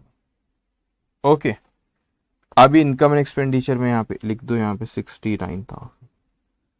Okay, लिखे आपने। उसके बाद बेटा यहाँ पे वर्किंग नोट नंबर 1 2 3 4 हो गई क्लोज। फिफ्थ, एंट्रेंस फीस तो ऑलरेडी आपने उसका ट्रीटमेंट दे चुकी, 30 की टोटल आ गई। अब उसके बाद जो इंटरेस्ट आया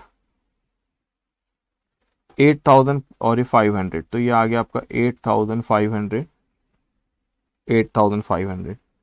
तो 8,500 to income and expenditure, income and expenditure account, balancing figure 8,500। Okay, 8,500 income and expenditure में जाएगा आपका ये बैलेंसिंग फिगर है 8,500। तो आप इनकम यहां पे डेबिट करते, इनकम एक्सपेंडिचर में क्या होगा, क्रेडिट। तो वहां पे जाके आप क्रेडिट में लिखो bye interest account, working note number 6 8,500। तो देखो रिसीव्ड 8,000 ही हुआ है, लेकिन 8,500 ही 500 रिसीवेबल है। तो you follow accrual system of accounting. तो जिन पे एडजस्टमेंट नहीं हो डायरेक्ट आप इनकम एक्सपेंडिचर में लिखते हैं। अब आप अब इसको क्लोज कर सकते हैं, बैलेंस निकालो इसमें।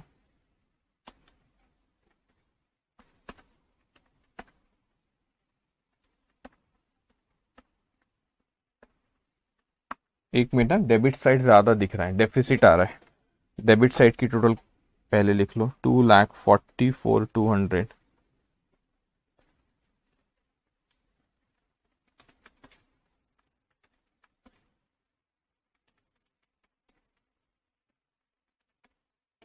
सत्रह हजार, सॉरी 16,700।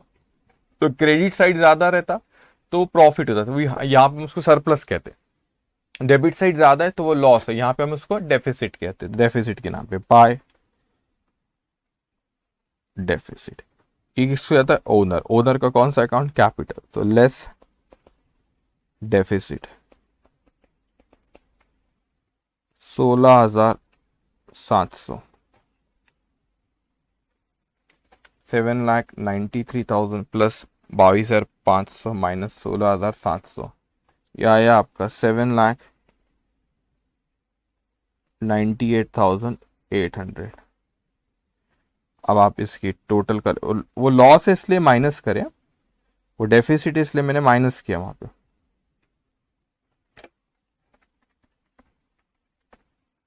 8,15,800, 8,15,800। ओके, वैसे यहाँ की टोटल आना चाहिए, मैंने तो इसको आउटर कॉलम पे लिख लेना आपने, 1,90,000। चेक कर ले एक बार।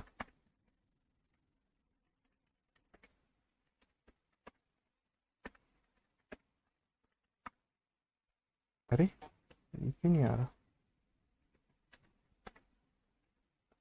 कुछ गलत तो नहीं लिखा मैंने।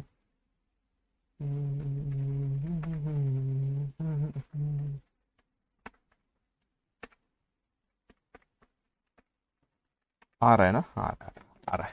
ओके, से क्वेश्चन यहाँ पे हमारा खत्म होता है। तो आपने देखो, मैं समझाता हूँ मैं कैसे किया बेटा। सबसे पहले income and expenditure account balance sheet draw करें, जिन पे एडजस्टमेंट है उनके वर्किंग नोट बनाए हम लोगों ने।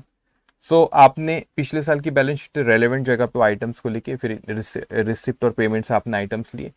जिन पे एडजस्टमेंट है उनको वर्किंग नोट पे लिखे, जिन पे एडजस्टमेंट नहीं था, तो जो भी रिसिप्ट और पेमेंट है कोई आउटस्टैंडिंग नहीं था उसमें, उसमें कोई एडजस्टमेंट नहीं था, तो हमने जो भी रिसिप्ट और पेमेंट है जिसमें एडजस्टमेंट नहीं था उसको डायरेक्टली इनकम एक्सपेंडिचर में लिख ली।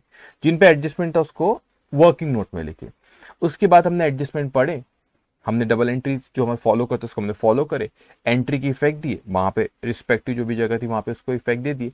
उसके बाद हर वर्किंग नोट की बैलेंसिंग फिगर निकाले और वो रेलेवेंट जगह पे उसको अपन ने लिख दी। ओके, तो यहां पे हमारा ये क्वेश्चन नंबर कौन सा था, क्वेश्चन नंबर था हमारा जो भी था, ठीक है, ये क्वेश्चन नंबर था हमारा 19। Now question number 20, page number 333।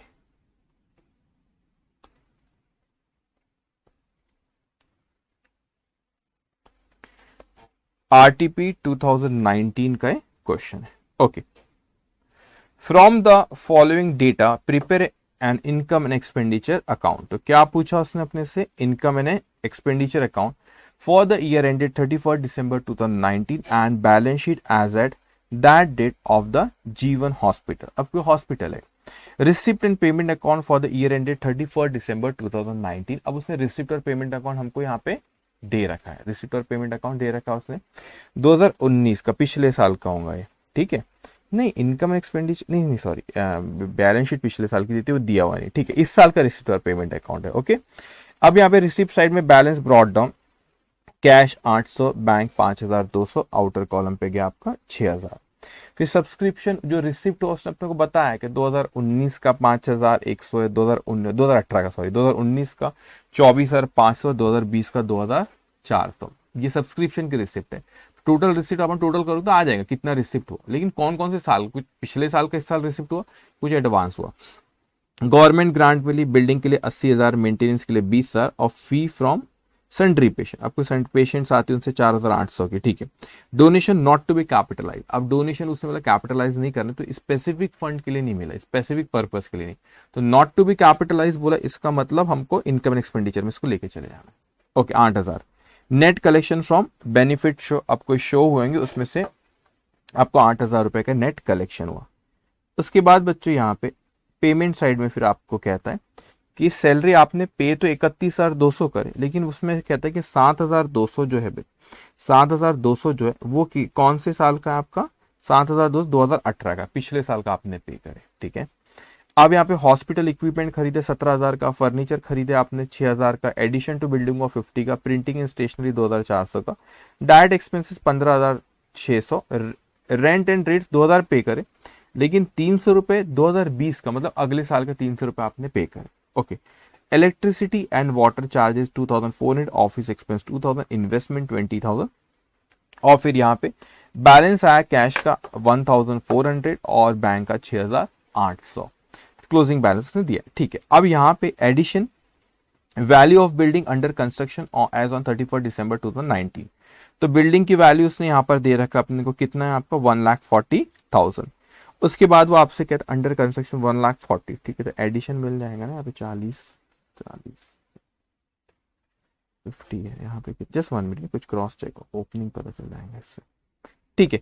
अपन बात करेंगे एनीवेज, तो यहाँ पर value of building under construction साल के आखिर में 1,40,000, वैल्यू ऑफ हॉस्पिटल जो साल के आखिरी में that is 51,000, building fund as on 1/1/2019, साल की शुरुआत में बिल्डिंग फंड में था आपका 80,000 रुपए, फिर आपको subscription in arrears as on 31 December 2018 6,500, interest in 8% government securities were made on 1 July 2019। Okay, अब ध्यान से अब आप मेरी बात यहाँ पे सुनेंगे बच्चों। वर्किंग नोट किस तरीके से, पहले तो अपने को इनकम एंड एक्सपेंडिचर अकाउंट और बैलेंस शीट बनाना है, उसमें कोई प्रॉब्लम नहीं, वो अपन ड्रॉ करेंगे। उसके बाद मेरे को वर्किंग नोट की जब बारी, तो कैसे मैं वर्किंग नोट कौन कौन से बनाऊं, ध्यान से मेरी बात सुनेंगे आप। पिछले क्वेश्चन में हमको पिछले साल की बैलेंस शीट भी दे रखी थी, मतलब क्वेश्चन नंबर 19 अगर आप देखोगे यहाँ पे, तो क्वेश्चन नंबर 19 में आपको दिखेगा, देखो बैलेंस शीट अपने 2016 का इनकम एंड एक्सपेंडिचर अकाउंट, 2016 का अपन ने इनकम एंड एक्सपेंडिचर अकाउंट और बैलेंस शीट बनाए थे, ठीक है। 2016 का इनकम एंड एक्सपेंडिचर अकाउंट और बैलेंस शीट आपने बनाए थे 2016 का, लेकिन बच्चों यहाँ पे क्या 2016 का बनाए थे, लेकिन आपको पिछले क्वेश्चन में उसने क्या करता है, यहाँ पे पिछले क्वेश्चन में उसने आपको यहाँ पर ये दे रखा था, पिछले क्वेश्चन में आपको पिछले साल की बैलेंस शीट दे रखा था। अब इस क्वेश्चन में जो आपने क्वेश्चन नंबर 20, इसमें 2020 का अपने को उसने कहीं लिखा होगा, हाँ 2020, अच्छा 2019 का अपने को बनाना है, 2019 की अपने को इनकम एंड एक्सपेंडिचर अकाउंट और बैलेंस शीट बनाना, लेकिन पिछले साल की बैलेंस शीट नहीं दे रखा है, वहां से ओपनिंग फिगर्स लेते थे अपन, अब नहीं दे रखा है, लेकिन उसने कुछ अपने को इन्फॉर्मेशन यहाँ जरूर दिया कि यहाँ पर जैसे बिल्डिंग फंड में आपका पिछले साल कितना था, हाँ, है ना। अब ये वैसे यहाँ पे क्लोजिंग बैलेंसेस बिल्डिंग हॉस्पिटल ये सब के दिया, लेकिन हम लोग निकाल लेंगे ओपनिंग, वो बैलेंसिंग फिगर आ जाएंगी। अब मेरी बात ध्यान से सुनना, लेकिन तो बोलेंगे सर पिछले साल की बैलेंस शीट की जरूरत ही क्या है, हमें तो इस साल का इनकम एंड एक्सपेंडिचर अकाउंट बनाना है, और इस साल की बैलेंस शीट बना, तो पिछले साल की इनकम एंड एक्सपेंडिचर अकाउंट की जरूरत ही क्या है, सॉरी पिछले साल की नॉट इनकम, पिछले साल की बैलेंस शीट की जरूरत ही क्या है, हमको तो इस साल का इनकम एंड एक्सपेंडिचर अकाउंट और इस साल की बैलेंस शीट बना, पिछले साल की हमको जरूरत ही नहीं है। जरूरत है, आप बोलेंगे सर क्यों है। अब ध्यान से, जिस क्वेश्चन में भी हमें पिछले साल की बैलेंस शीट नहीं दिया, हम लोग उसे ओपनिंग बैलेंस शीट के नाम से बुलाते, पिछले साल की बैलेंस शीट हमारी इस साल की ओपनिंग बैलेंस शीट होती है, हम इसको ओपनिंग बैलेंस शीट के नाम से बुलाते। तो जिस क्वेश्चन में पिछले साल की बैलेंस शीट नहीं दिया, जिस क्वेश्चन में भी हम उसको किस नाम से बुलाते, ओपनिंग बैलेंस शीट। अगर क्वेश्चन में ओपनिंग बैलेंस शीट नहीं दी, तो हमको opening balance sheet as a working note बनाना होगा। तो क्वेश्चन अराइज होता है कि क्यों हमको opening balance sheet as a working note बनाना होगा, वो इसीलिए, अगर आप यहाँ पे देखो तो हम लोग यहाँ पे बैलेंस शीट, आपने जो पिछले क्वेश्चन में भी जो बैलेंस शीट बनाया आपने, तो इस बैलेंस शीट में हम लोग एक फिगर लगती है, उसको हम कहते हैं कैपिटल फंड। इस कैपिटल फंड का ओपनिंग बैलेंस तो आपने यहां से ले लिए थे, क्योंकि पिछली क्वेश्चन में ओपनिंग बैलेंस शीट दी हुई थी। इस क्वेश्चन में ओपनिंग बैलेंस शीट नहीं थी, तो मुझे कैसे पता चलेगा कैपिटल फंड का ओपनिंग बैलेंस क्या है। उसमें मैं सरप्लस और डेफिसिट एडजस्ट करूंगा, या कोई डोनेशन जो भी चीज बोला क्वेश्चन में एडजस्ट करूं, लेकिन मेरे को ओपनिंग बैलेंस तो पता रहना चाहिए कैपिटल फंड का कितना है।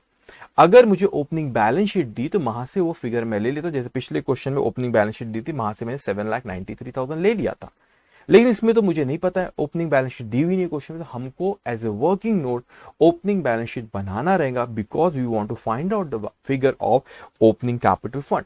When we prepare opening balance sheet, we will write down all the assets and liabilities and the balancing figure will come, and that will be a opening capital fund. So we are going to prepare a opening balance sheet as a working note. As a working note, we will write down all the assets, all the liabilities there, and the opening capital fund balancing figure will come, and that balancing figure will represent capital fund. So why we are going to prepare here opening balance sheet? Because we want to find out the opening balance of capital fund. It is not given in the question. It means we have to find it. How we are going to find it out? By preparing a opening balance sheet. We will prepare opening balance sheet, we will write down assets there, liabilities there, and balancing figure will come, and that balancing figure will represent capital fund, opening balance of capital fund. So working note 1 will be on opening balance sheet. Now उसके बाद बेटा यहाँ पे आप कैसे decide करते हो? आपने, मैंने कहा कि पहली वर्किंग नोट आपकी बनेगी opening balance sheet. Second, building के बारे में कहा इसने, building. Third, equipment, building account, equipment account, okay. Fourth, building fund तो ठीक है। सब्सक्रिप्शन, वो बिल्डिंग फंड आप उसमें कर सकते हो, डायरेक्ट बैलेंस शीट में लिख लेंगे उसको, ठीक है, सब्सक्रिप्शन। उसके बाद आप लोगों को, उसके बाद यहाँ पे उसने इन्वेस्टमेंट इसके ऊपर बोला आपका 8% गवर्नमेंट सिक्योरिटीज वेयर में, ठीक है। इंटरेस्ट के ऊपर तो एक आएगा, क्योंकि इंटरेस्ट का कैलकुलेशन आएगा। मैं उस पर आता हूँ। 5, 6, 7, आप बोलेंगे 5, 6, 7 कहां से आएगा? अब देखो यहाँ पे बेटे, यहाँ पर आप लोग को सैलरी पे का एडजस्टमेंट है ना। वो पेमेंट साइड में अपने पिछले साल की भी कोई पेमेंट है, रेंट आपके अगले साल का रेंट भी आप इस साल दे, तो कुछ एडवांस रेंट दिया आपने, प्रीपेड है, कुछ आपने सैलरी आउटस्टैंडिंग पे करे, तो उस पे भी अपन एक वर्किंग नोट बनाएंगे। यहां पर वो आ जाएगा आपका वर्किंग नोट नंबर 5 ले लो। सैलरी पे 6 अपन लोग बनाएंगे रेंट के ऊपर। किस पे बनाएंगे बेटा? रेंट के ऊपर, ठीक है। अब यहां पर ना एक और चीज है, फर्नीचर पे परचेज करे आपने, बिल्डिंग तो बनाया मैंने, और पिछले साल की फिगर भी फाइंड आउट करता है, ठीक है। एक अपन वर्किंग नोट बना लेंगे फर्नीचर पे, वैसे नहीं भी बनाते तो चलता है, क्योंकि ना उस पर कुछ एडिशन हुआ है, तो मेरे को ओपनिंग पिछले साल की बैलेंस शीट में लिखना रहेगा, वो फर्नीचर भी, तो उस पर भी बना लेंगे। मैं बताऊंगा क्यों बोल रहा हूँ फर्नीचर, शायद आप कंफ्यूज हो रहे हैं सर फर्नीचर क्यों बना रहा है, तो मैं आपको बताऊंगा क्यों फर्नीचर अपन यहाँ पे बना रहे हैं, ठीक है। फर्नीचर क्यों बनाया जा रहा है, ठीक है। तो फर्नीचर क्यों बना, मगर ये समझा आपको, ये ओपनिंग बैलेंस शीट तो समझाऊंगा। बिल्डिंग पे एडजस्टमेंट इसलिए, इक्विपमेंट पे, सब्सक्रिप्शन पे, सैलरी और रेंट समझा। यहां पर नहीं दिया उसने एडजस्टमेंट, वो अपने को पेमेंट साइड में बताया कि कुछ पिछले साल की पेमेंट है, कुछ अगले साल की पेमेंट है, तो उस पर एडजस्टमेंट है, कुछ आउटस्टैंडिंग और कुछ प्रीपेड है, इसलिए उसका वर्किंग। फर्नीचर का क्यों बना रहा हूं मैं बताऊंगा आपको, ठीक है। तो पहले अपन क्या करते, ड्रॉ कर लेते, फिर उसका सॉल्व करना शुरू करते। तो सबसे पहले आप यहां पे लिखो जीवन hospital,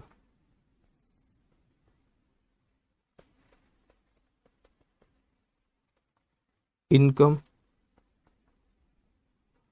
and expenditure for the year ended 31st December 2019 का पूछे, तो यहां पे आप ड्रॉ करेंगे इनकम एंड एक्सपेंडिचर अकाउंट, इसको आप ड्रॉ करेंगे 10 एक लाइन का।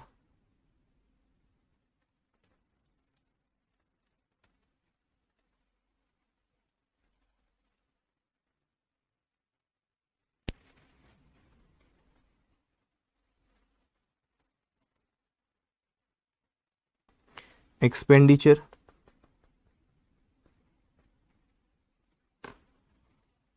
Income, okay. उसके बाद बैलेंस शीट,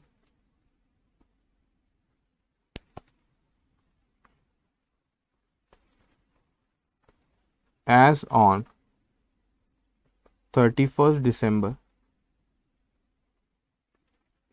2019, इसको भी 12-15 लाइन का ड्रॉ कर लेंगे।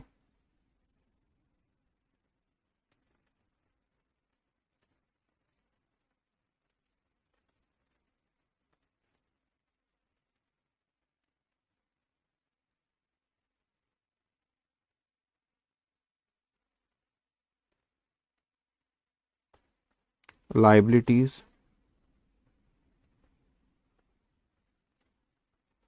assets,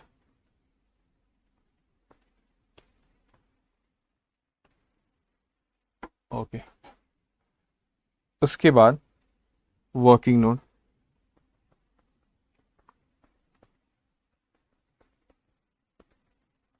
number 1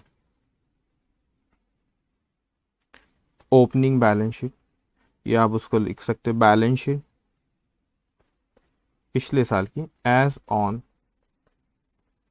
31st of December 2018। आप इसको ओपनिंग बैलेंस शीट के नाम से भी लिख सकते हैं। पिछले साल की क्लोजिंग, इस साल की ओपनिंग, इसको ड्रॉ करो, ज़्यादा बड़ी नहीं, 6-7 लाइन की।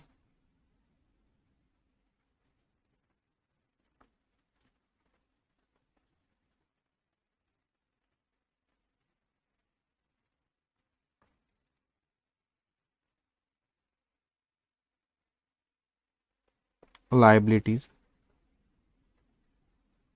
Amount, asset, amount. Second building account. और ये वर्किंग नोट जिस सीक्वेंस में मैंने बनाया ज़रूरी नहीं वही सीक्वेंस में बने, ठीक है, 3-4 लाइन की।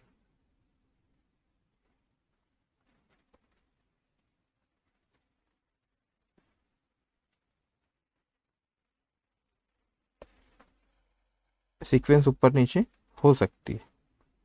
Third equipment,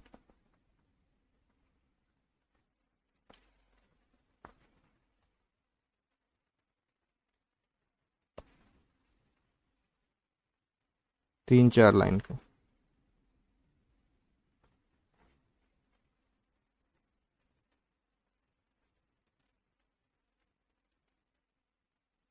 fourth subscription account,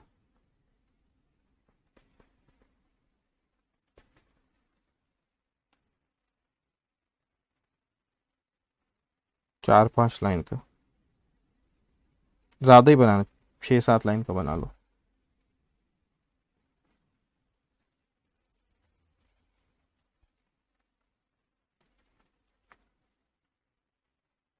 okay, draw किया आपने सब्सक्रिप्शन, 6-7 लाइन का, इसको ड्रॉ कर लीजिए।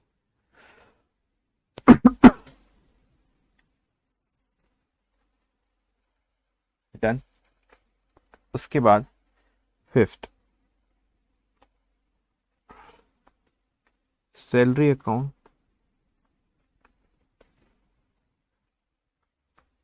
5-6 लाइन का, 5-6 भी नहीं, ठीक है, 3-4 लाइन काफ़ी।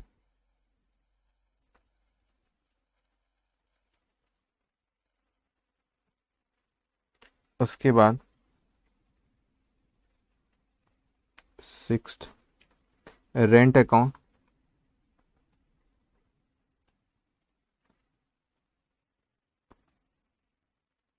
3-4 लाइन का।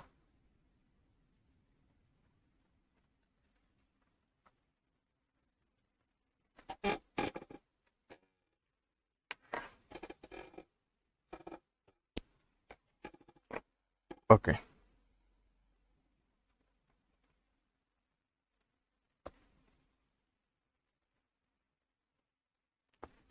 उसके बाद सेवेंथ फर्नीचर, वो एक इंटरेस्ट पे भी था ना, वो भी बना लो, चलो फर्नीचर अकाउंट,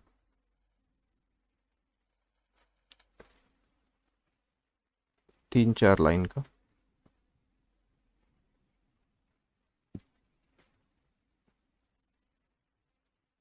फिर एक इंटरेस्ट पे भी आएगा, ठीक है।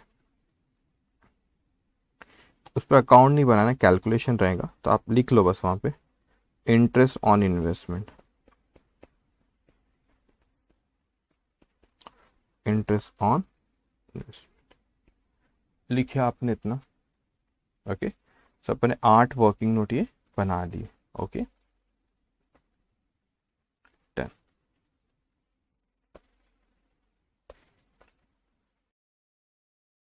ओके, ड्रॉ हो गया। अब देखो, from the following data prepare income and expenditure account for the year ended 31 December 2019 and the balance sheet as on that date of the Jeevan hospital receipt and payment account for the year ended 31 December 2019। अब हम लोग को इस question में opening balance sheet बनाना है। क्यों opening balance sheet बनाना है? Because we want to find out कि कैपिटल फंड कितना है, क्योंकि पिछले साल की बैलेंस शीट अपने को दी थी। तो ये ओपनिंग बैलेंस जो कैश का है आपका, कैश का है 800 और बैंक में आपका 5200।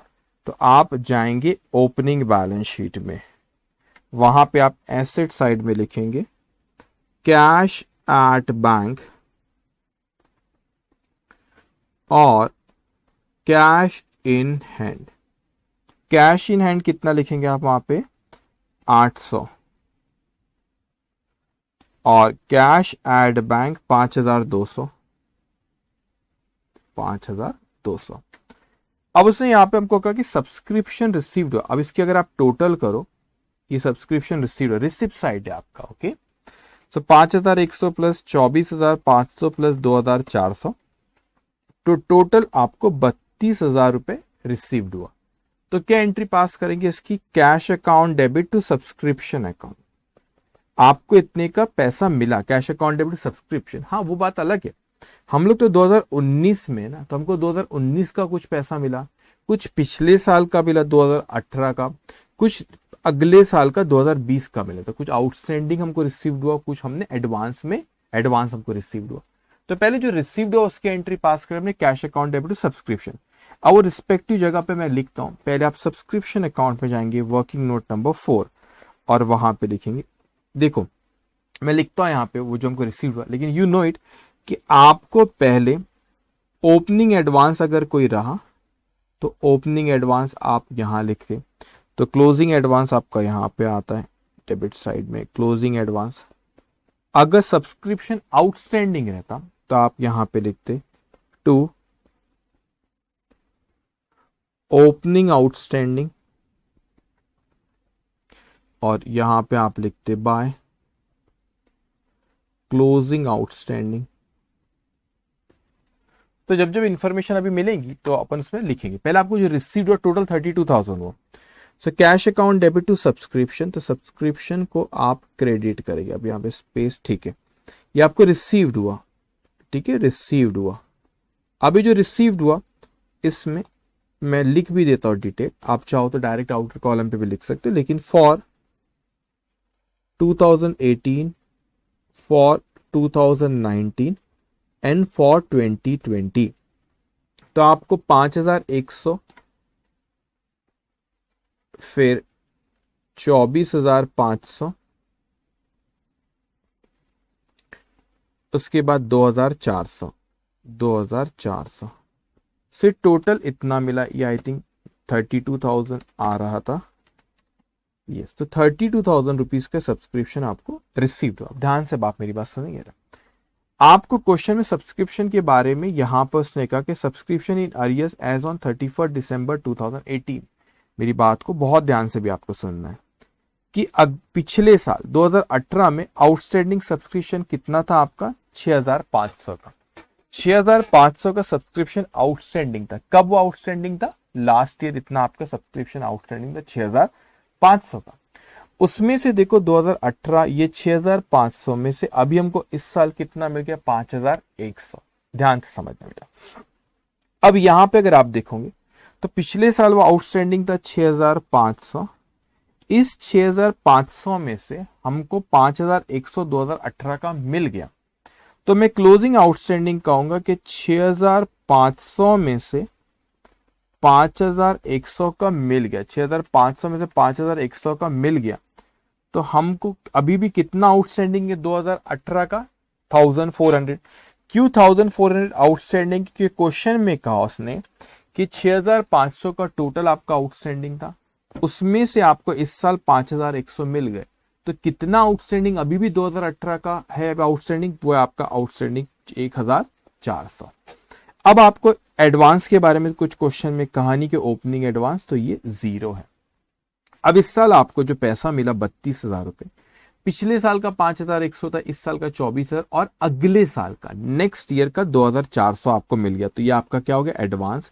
तो क्लोजिंग एडवांस आपका आ जाएगा 2,400, यहाँ पे क्लोजिंग एडवांस आ जाएगा 2,400। तो फिगर्स अच्छे समझना, ये आपको क्वेश्चन में दी हुई थी 6,500, ये भी दिया 5,100 मिला, तो कितना आउटस्टैंडिंग है 1,400। अब आपको इस साल एडवांस जो 2,400 मिला, ओपनिंग कुछ नहीं था, ये इस साल मिला आपको अगले साल का, तो 2,400 आपका यहाँ पे क्लोजिंग एडवांस। अब आपने फिगर्स तो यहाँ पे लिख ली, लेकिन हमको ओपनिंग बैलेंस शीट और पिछले क्वेश्चन में ना मेरे को जो ख्याल है सब्सक्रिप्शन के ओपनिंग और क्लोजिंग आई थिंक बैलेंसेस नहीं थे, श्योर आई थिंक थे नहीं थे शायद, एनीवेज। तो जब भी आपने ओपनिंग और क्लोजिंग लिखे, याद रखना ओपनिंग बैलेंस शीट और क्लोजिंग बैलेंस शीट को नजरअंदाज नहीं करना, बराबर वहां पे फिगर लिखना आपको। सो ओपनिंग बैलेंस शीट मतलब जो कैपिटल फंड को फाइंड आउट करने की जो वर्किंग नोट नंबर 1 बना रहे वो, क्लोजिंग बैलेंस शीट जो क्वेश्चन में आपको स्पेसिफिकली पूछा है। तो अब यहां पे ये ओपनिंग एडवांस तो कुछ है नहीं, रहता तो मैं ओपनिंग बैलेंस शीट में यहां पे लिखता। उसके बाद यहाँ पे क्लोजिंग एडवांस है आपका 2,400, क्लोजिंग एडवांस की तो पहले ओपनिंग लिख लेते, ये है कि आपका नहीं। उसके बाद ओपनिंग आउटस्टैंडिंग है आपका 6,500, तो आप यहां पे लिखोगे सब्सक्रिप्शन रिसीवेबल या आउटस्टैंडिंग 6,500 ओपनिंग बैलेंस शीट में, ठीक है। अब साल के आखिरी में क्लोजिंग बैलेंस, ये क्लोजिंग आउटस्टैंडिंग है 1,400 और क्लोजिंग एडवांस है 2,400, तो 2,400 आपकी लाइबिलिटी है सब्सक्रिप्शन रिसीव इन एडवांस साल के आखिरी में, तो इस साल क्लोजिंग बैलेंस शीट में लिखेंगे। सो आप लिखेंगे सब्सक्रिप्शन रिसीव्ड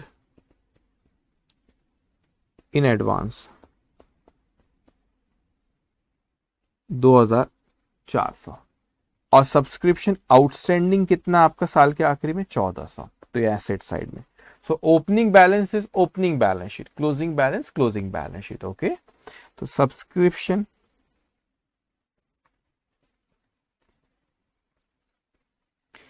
आउटस्टैंडिंग, ये अपन ने वर्किंग नोट नंबर अभी 4 में कैलकुलेट करे 1,400, ठीक है।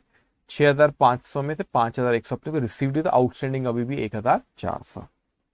अब आपको आगे कहते हैं कि गवर्नमेंट ग्रांट मिली। अब गवर्नमेंट ग्रांट कितनी मिली आपको 80,000 रुपए, लेकिन इसको अच्छे समझना, ये गवर्नमेंट ग्रांट जो आपको मिली 80,000 रुपए की बिल्डिंग के लिए, तो बिल्डिंग फंड अकाउंट देखो आप बैलेंस शीट में, एक बिल्डिंग फंड अकाउंट आपका यहाँ पे दिया बैलेंस शीट में, यहाँ नीचे दिया बिल्डिंग फंड अकाउंट एक है, तो इसकी एंट्री आपकी स्पेसिफिकली बिल्डिंग के लिए मिली, तो cash account debit to building fund account है, बिल्डिंग फंड अकाउंट, ओके।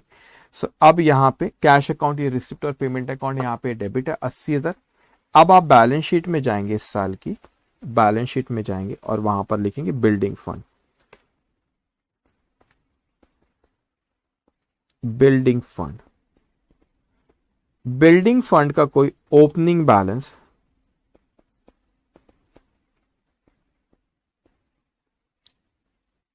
80,000 रुपए नीचे आपको दिया हुआ उसने, मैं अभी लिख लिया यहाँ पे 80,000 रुपीज ओपनिंग दिया हुआ है, या तो बाद में आएंगे तो फिर बाद में भी लिख सकते हो उसको, ठीक है, चलो कर लो नहीं तो साथ में उसको हो जाएगा।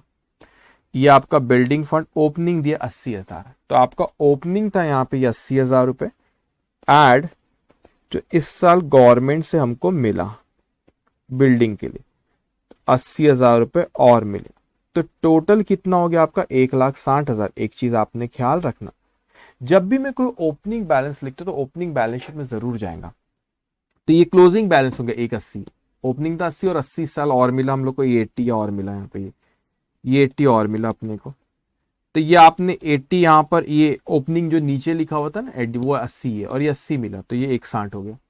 और पिछले साल आपका ओपनिंग इस साल का 80 मतलब पिछले साल का क्लोजिंग था, तो आप वर्किंग नोट नंबर 1 में भी लिखेंगे बिल्डिंग फंड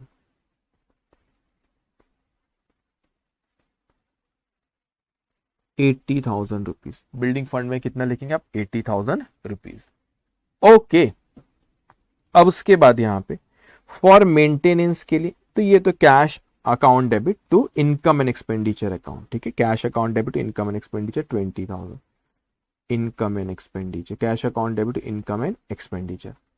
सो आप इनकम एंड एक्सपेंडिचर में जाएंगे, वहां पर आप लिखना बाय गवर्नमेंट ग्रांट जो आपको मिली, ठीक है, मैं लिख देता हूं मेंटेनेंस के लिए, वो हमारी इनकम हुई 20,000 रुपए, 20,000। उसके बाद आपको फीस फ्रॉम सन्ड्री पेशेंट 4,800, ये आपकी income, by fees from sundry patients 4,800 रुपए।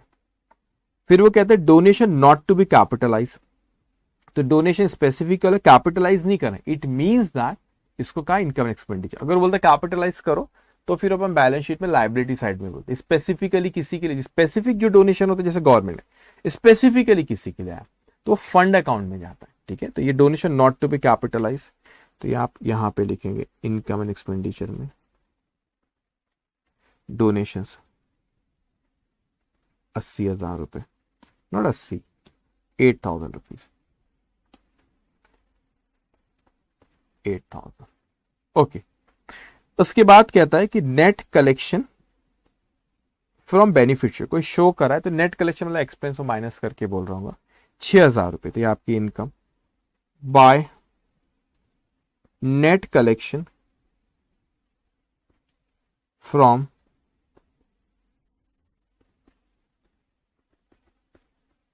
Benefit show 6,000 rupees. उसके बाद पेमेंट साइड अब बेटा, अब पेमेंट साइड में सबसे पहले देखो आपने पेमेंट तो करे 31,200 की, तो आप बोलेंगे सर इसको एक्सपेंस मान लेते ना अपन 31,200। सुनो, जिसपे एडजस्टमेंट दिया है वो आप इनकम एंड एक्सपेंडिचर में डायरेक्ट नहीं लिख सकते, because we follow accrual system of accounting. जरूरी नहीं कि जितनी पेमेंट करे उतना एक्सपेंस है, अगर कुछ आउटस्टैंडिंग है तो एडजस्ट करना पड़ेगा, तो इसमें आउटस्टैंडिंग, तो इसलिए वर्किंग नोट बनाए। तो आपने जो सैलरी पे कर 31,200, उसमें 7,200 पिछले साल की, तो पहले जो पे करे उसकी एंट्री पास करके salary account debit to cash account.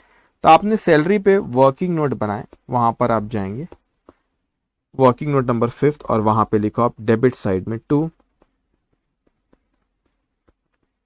Cash account 31,200। अब आराम से इस चीज को समझना अच्छे से। अब अगर कोई सैलरी आउटस्टैंडिंग होती तो लाइबिलिटी होती, तो अगर कोई ओपनिंग आउटस्टैंडिंग रहता तो मैं लाइबिलिटी के क्रेडिट बैलेंस यहां पे मैं लिखता ओपनिंग आउटस्टैंडिंग, ओपनिंग आउटस्टैंडिंग, और अगर कोई क्लोजिंग रहेगा तो यहां पे आता क्लोजिंग आउटस्टैंडिंग। अब इस क्वेश्चन में वो कहता है कि आपने जो 31,200 पे कर उसमें 7,200 पिछले साल के थे, तो इसका मतलब ये 7,200 ओपनिंग आउटस्टैंडिंग हुआ ना, पिछले साल के थे, मतलब आउटस्टैंडिंग था वो पिछले साल, इसलिए तो आपने इस साल उसको पे करा गया, इसलिए ओपनिंग आउटस्टैंडिंग 7,200, क्लोजिंग क्वेश्चन में कुछ दिया नहीं। तो जैसे जब भी ओपनिंग आउटस्टैंडिंग लिखू या क्लोजिंग आउटस्टैंडिंग या कोई भी ओपनिंग या क्लोजिंग आउटस्टैंडिंग या एडवांस कोई भी लिखता बैलेंस में, तो उसको इमीडिएटली आपने बैलेंस शीट में भी लिखना रहेगा। तो ये ओपनिंग जो आउटस्टैंडिंग 7,200, तो opening outstanding opening balance sheet, याद रखना closing outstanding closing balance sheet. तो आप यहां पे लिखेंगे आपका आउटस्टैंडिंग सैलरी लास्ट ईयर की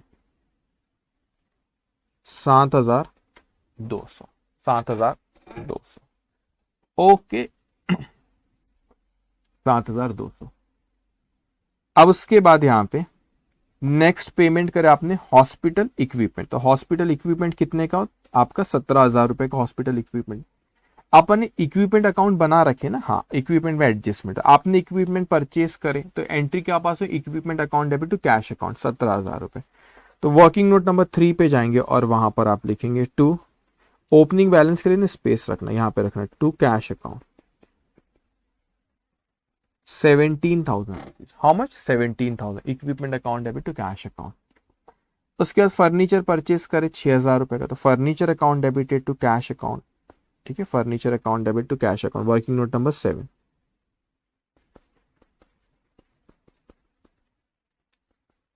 6,000 रुपए। उसके बाद एडिशन टू बिल्डिंग, बिल्डिंग में आपने कुछ कंस्ट्रक्शन सब करा है, building account debit to cash account working note number 2, opening के लिए स्पेस रखना टू कैश अकाउंट 50,000 रुपीज।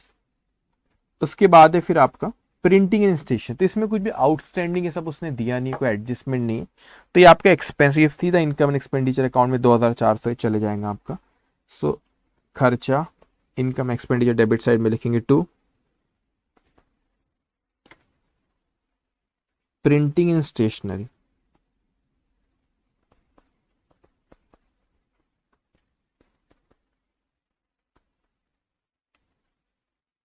2,400। उसके बाद डाइट एक्सपेंसेस 15,600, इसमें भी कुछ आउटस्टैंडिंग है सब नहीं, तो इसी सा ये पूरा का पूरा एक्सपेंसेस इनकम एंड एक्सपेंडिचर में डाइट एक्सपेंसेस 15,600। उसके बाद रेंट एंड रेट्स, अब इस पे एडजस्टमेंट है, 2,000 रुपये आपने पे करें। सो अब वर्किंग नोट जो आपने बनाया पहले उसमें चले जाओ, तो रेंट पे करे आपने वर्किंग नंबर 6, कितना रेंट है 2,000, उसमें से प्रीपेड है कुछ पहले पे कर उसको लिख लो, तो rent account debit to cash, तो आप एक लाइन का स्पेस रखना टू कैश अकाउंट, या आपने 2,000 रुपये पे करे। तो अगर जैसे सैलरी आउटस्टैंडिंग था बेटा, तो यहाँ पे सैलरी आउटस्टैंडिंग लाइबिलिटी होती है, लाइबिलिटी के क्रेडिट बैलेंस होता है, आपने यहाँ ओपनिंग लिखा है क्लोजिंग, तो यहाँ पे भी रेंट आउटस्टैंडिंग रहता तो मैं ओपनिंग और यहाँ पे क्लोजिंग लिखता था, लेकिन यहाँ पर आपने 2019 में आपने 2020 के 300 रुपये पे करे, मतलब प्रीपेड हुआ, तो प्रीपेड एसेट होती है, तो ओपनिंग अगर कुछ रहता तो मैं यहां पे लिखता टू ओपनिंग प्रीपेड, और यहां पे लिखता क्लोजिंग प्रीपेड। तो ओपनिंग प्रीपेड तो कोई है नहीं, ओपनिंग प्रीपेड तो कोई है नहीं, आपका क्लोजिंग प्रीपेड दिया आपने इस साल, अगले साल का पे कर दिया 300। तो मैंने आपको बार बार कह रहा हूं इस चीज को ख्याल रखना, जब भी कोई ओपनिंग और क्लोजिंग बैलेंस आप लिखते हो बेटा, तो इमीडिएटली आप बैलेंस शीट में जाके लिखना। तो ओपनिंग प्रीपेड तो कुछ है नहीं, क्लोजिंग प्रीपेड है 300 रुपए का, तो इमीडिएटली क्लोजिंग बैलेंस शीट में जाएंगे और आप वहां पर लिखेंगे, सब्सक्रिप्शन के ऊपर लिख लो, बोले प्रीपेड रेंट कहते हैं इसे, प्रीपेड रेंट। कितना अमाउंट था वो आपका 300 रुपए, prepaid rent is how much 300 rupees. फिर वो आपसे आगे कहता है इलेक्ट्रिसिटी एंड वाटर चार्जेस पे कोई एडजस्टमेंट नहीं, इनकम एंड एक्सपेंडिचर में 2,400, तो आप लिखेंगे to electricity and water charges 2,400।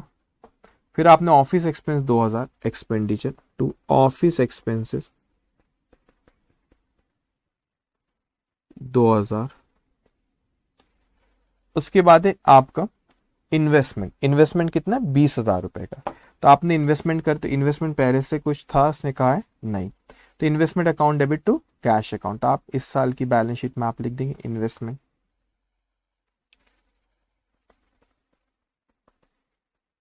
Investment 20,000 रुपए का एसेट है, बैलेंस शीट में आप लिख देंगे। ओके, उसके बाद क्लोजिंग बैलेंसेस दिया उसने, कैश का 1,400 और बैंक का 6,800, जैसे ही क्लोजिंग बैलेंस बोला तो इमीडिएटली आपको balance sheet, closing balances, closing balance sheet, opening balances, opening balance sheet, तो यहां पे आप लिखेंगे कैश एट बैंक,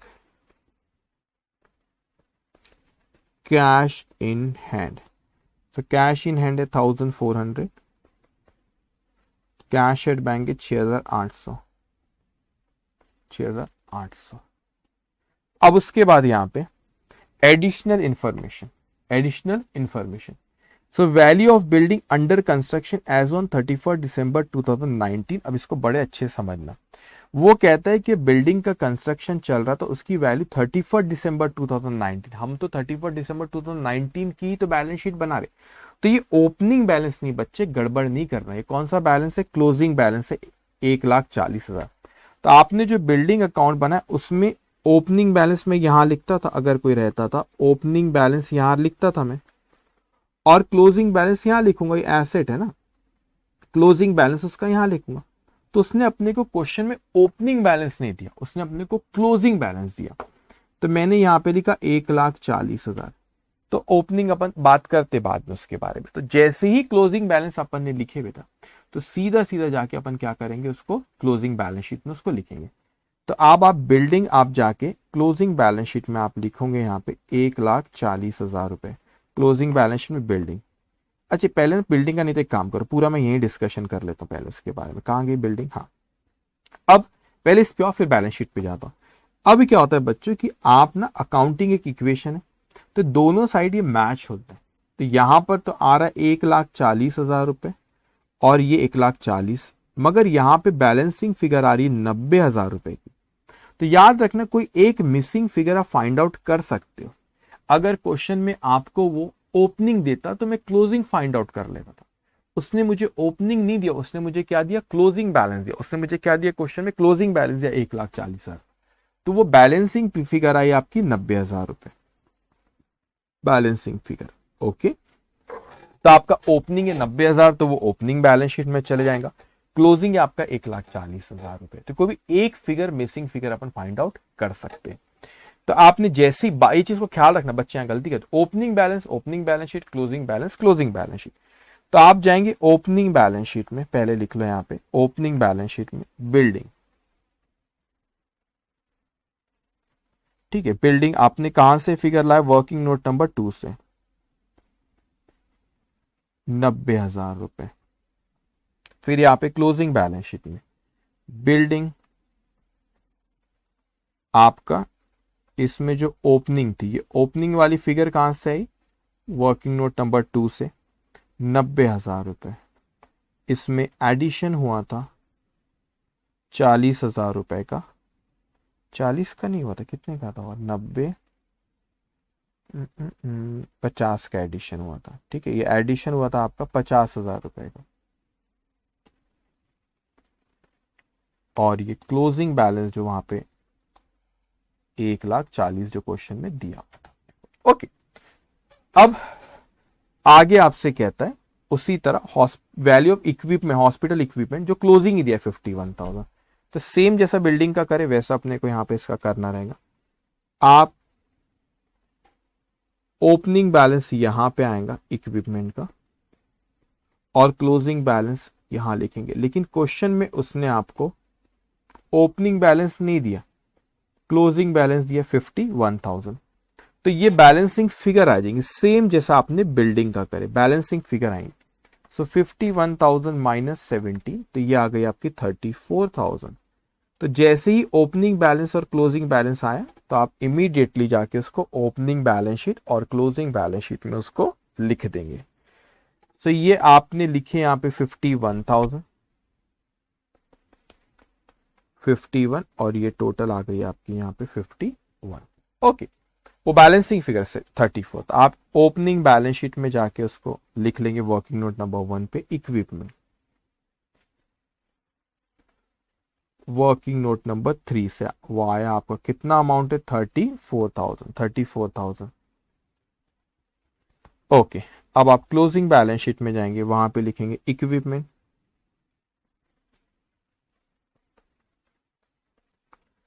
ओपनिंग जो है वर्किंग नोट नंबर 3 से 34,000, इसमें कुछ एडिशन जो हुआ आपका 70, वो 51,000 तो क्लोजिंग बैलेंस उसने दे रखा था आपको। ठीक है, 51। अब लिखा आपने इतना। ओके, आज ये क्वेश्चन आपको प्रैक्टिस करना, थोड़ा सा ट्रिकी क्वेश्चन है लेकिन ट्रिकी है नहीं, प्रैक्टिस करोगे हो जाएगा। बस आदत होना, दिमाग एकदम ध्यान रहना चाहिए कि opening balance sheet, closing balance, missing figures निकल रही, इंटरप्रिटेशन बराबर होना चाहिए। अब आगे आपसे कहता है वो कि ये हो गया हमारा। अच्छा, ये आपने बिल्डिंग फंड तो लिख लिए थे, ये लिख लिए थे, अरे वाह। अब आगे कहता है इन्वेस्टमेंट इन 8% गवर्नमेंट सिक्योरिटीज। आपने इन्वेस्टमेंट जो करते, गवर्नमेंट सिक्योरिटीज जो खरीदे ना आपने 20,000 रुपए की, वो आपने कब खरीदे? 20,000 रुपए की वो गवर्नमेंट की सिक्योरिटीज जो परचेज करे, वो 20,000 रुपए को कहता है कि आपने परचेज करे 1 जुलाई 2019 को। तो इंटरेस्ट आपको सिर्फ ना इस पे जो इंटरेस्ट मिलेगा 6 महीने का ही मिलेगा, 31 दिसंबर को साल खत्म हो रहा है। तो एक काम करो, वर्किंग नोट आपने यहाँ पे इंटरेस्ट पे कुछ बनाया था? हाँ, अच्छा 8 बनाया था, ठीक है। लिखो यहाँ पे interest on investment equals to 20,000 multiply by 8% for 6 months. वो आया आपका 800। अगर ये ना रिसीव्ड नहीं हुआ, अगर ये रिसीव्ड हो जाता ना तो आपको रिसिप्ट और पेमेंट अकाउंट में रिसिप्ट साइड में दिखता है, रिसिप्ट नहीं हुआ मतलब ये अक्रू हुआ, अभी तक रिसीव्ड। रिसिप्ट होता cash account debit to interest entry pass करता, इसकी एंट्री अभी यहाँ पास होगी, accrued interest account debit 800 to interest account 800। तो ये आपकी इनकम है और ये आपकी एसेट। अगर वो मिल जाता तो cash account debit to interest account entry pass होती, मिला क्या हमको, नहीं मिला। Therefore the entry accrued interest account debited to interest account, तो वो बैलेंस शीट में जाएगा और इनकम एंड एक्सपेंडिचर में। तो अब आप यहाँ पे इनकम एंड एक्सपेंडिचर में जाके लिखेंगे आप यहाँ पे जो आपको इंटरेस्ट वाला अमाउंट है, ठीक है, उसको आप लिखो bye interest on investment, working note number 8, 800। दूसरा आपने, ये आपकी एसेट है तो अक्रूड इंटरेस्ट, अक्रूड इंटरेस्ट मिल जाता तो कैश अकाउंट डेबिट 800 रुपये। ओके, आपने सारी चीजें यहाँ पे लिख लियो। अब यहाँ पे वर्किंग नोट एक एक करके अपने को क्लोज करते जाना है, ठीक है। तो working note number 1,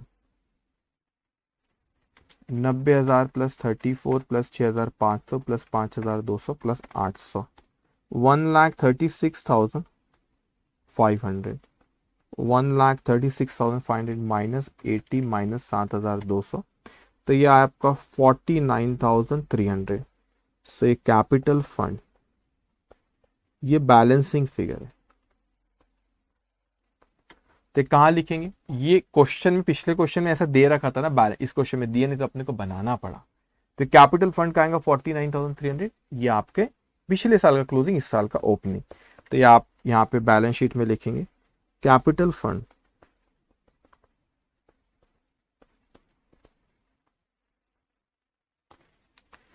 opening balance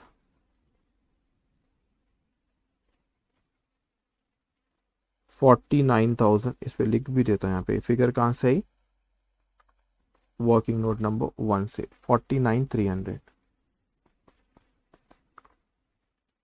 okay, उसके बाद है फिर आपका बिल्डिंग में कोई प्रॉब्लम, सेकंड तो ऑलरेडी क्लोज हो गया, थर्ड भी क्लोज है। Subscription working note number 4, 32,000 plus 1,400, ये आपका 33,400 माइनस 2,400 माइनस 6,500, ये आपको 24,500 टू इनकम एंड एक्सपेंडिचर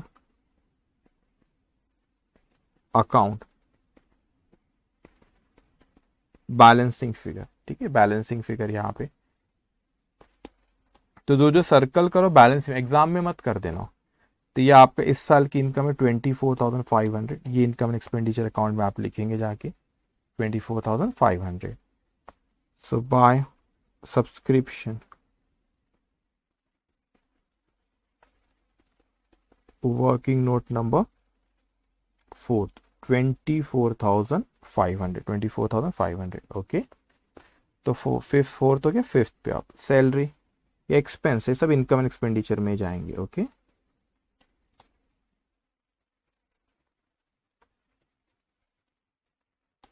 31,200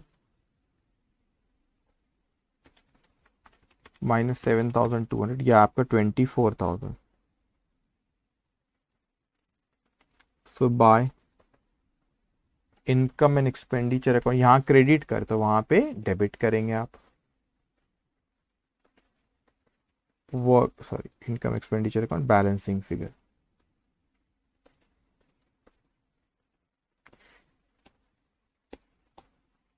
आप उसी तरह रेंट का भी कर लेंगे, वो भी इनकम एक्सपेंडिचर अकाउंट में जाएगा।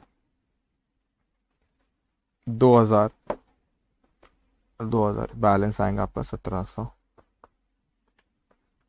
Bye income and expenditure account balancing figure, income expenditure account balancing figure. आप इनकम एक्सपेंडिचर में जाके लिख देंगे बैलेंसिंग फिगर आई, यहाँ से आप ट्रांसफर करें, एक्सपेंसेस है 24,000 और 1700। So to salary account, working note number कौन सा था, 5th एंड 6th। 5th 24,000 और ये था 1,700। To rent account, working note number 6। Okay, तो देखो जिस पे एडजस्टमेंट उसके अकाउंट बनते, जिसमें एडजस्टमेंट नहीं उस इनकम एक्सपेंडिचर में लिखते थे, क्योंकि जितने से आपने रिसिप्ट और पेमेंट हुई उतनी एक्चुअल इनकम और एक्सपेंस था, क्योंकि उसमें एडजस्टमेंट नहीं। एडजस्टमेंट है तो एडजस्टमेंट आप पहले करो और फिर बैलेंसिंग फिगर निकाल के अपन इनकम एक्सपेंडिचर में उसको लेके आते हैं। तो वर्किंग नोट नंबर 6 भी हो गया। 7, अब देखो 7th में ना क्लोजिंग बैलेंस फर्नीचर करनी, जैसे बिल्डिंग का दिया है आपको उसने क्वेश्चन में, है ना, और जैसे आपको उसने इक्विपमेंट का दिया था क्लोजिंग बैलेंस, तो इसका नहीं है। और तो आप एक ही मिसिंग फिगर निकाल सकते हो, तो अपन यही मानेंगे कि इसका कोई ओपनिंग फर्नीचर था नहीं, आपने इसी साल फर्नीचर को खरीदे हो, तो आपका क्लोजिंग बैलेंस यहाँ पे है। ओपनिंग बैलेंस कुछ था ही नहीं, ये आ गया क्लोजिंग बैलेंस कितना आपका 6,000 रुपीज। ठीक है, ये बैलेंसिंग फिगर 6,000 रुपीज। अगर क्लोजिंग देता तो ओपनिंग निकल आता था, ओपनिंग देता तो क्लोजिंग निकल आता था। ओपनिंग है नहीं तो अपन ये मानेंगे कि इसी साल खरीदे, पहले फर्नीचर नहीं था इनके पास। ठीक है, अब क्लोजिंग बैलेंस है तो क्लोजिंग बैलेंस शीट में आप इसको लिखेंगे furniture, furniture working note number 7, 6,000 rupees. तो सारे वर्किंग नोट क्लोज हो गए। अब आप इनकम एक्सपेंडिचर में देखेंगे सरप्लस है कि डेफिसिट है, वो आप यहाँ पे ट्रांसफर करेंगे कैपिटल फंड में और बैलेंस शीट को टैली करेंगे। सो 20,000 plus 4,800 plus 8,000 plus 6,000 plus 800 plus 24,500, तो 64,100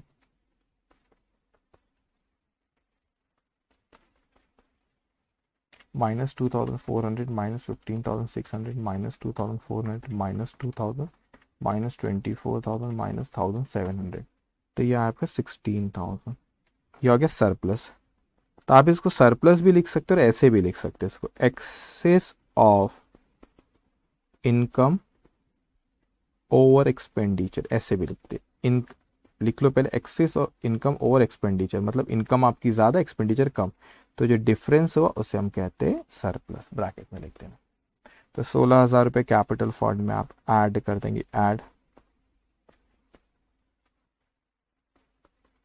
16,000 रुपये।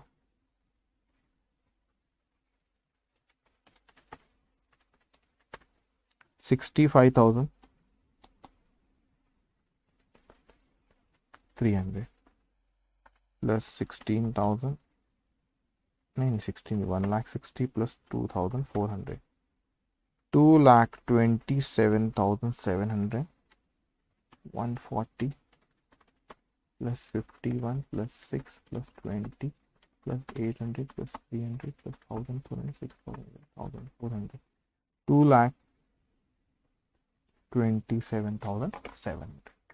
ओके, अब एक चीज ख्याल रखना, थोड़े से नए क्वेश्चन है आपके लिए।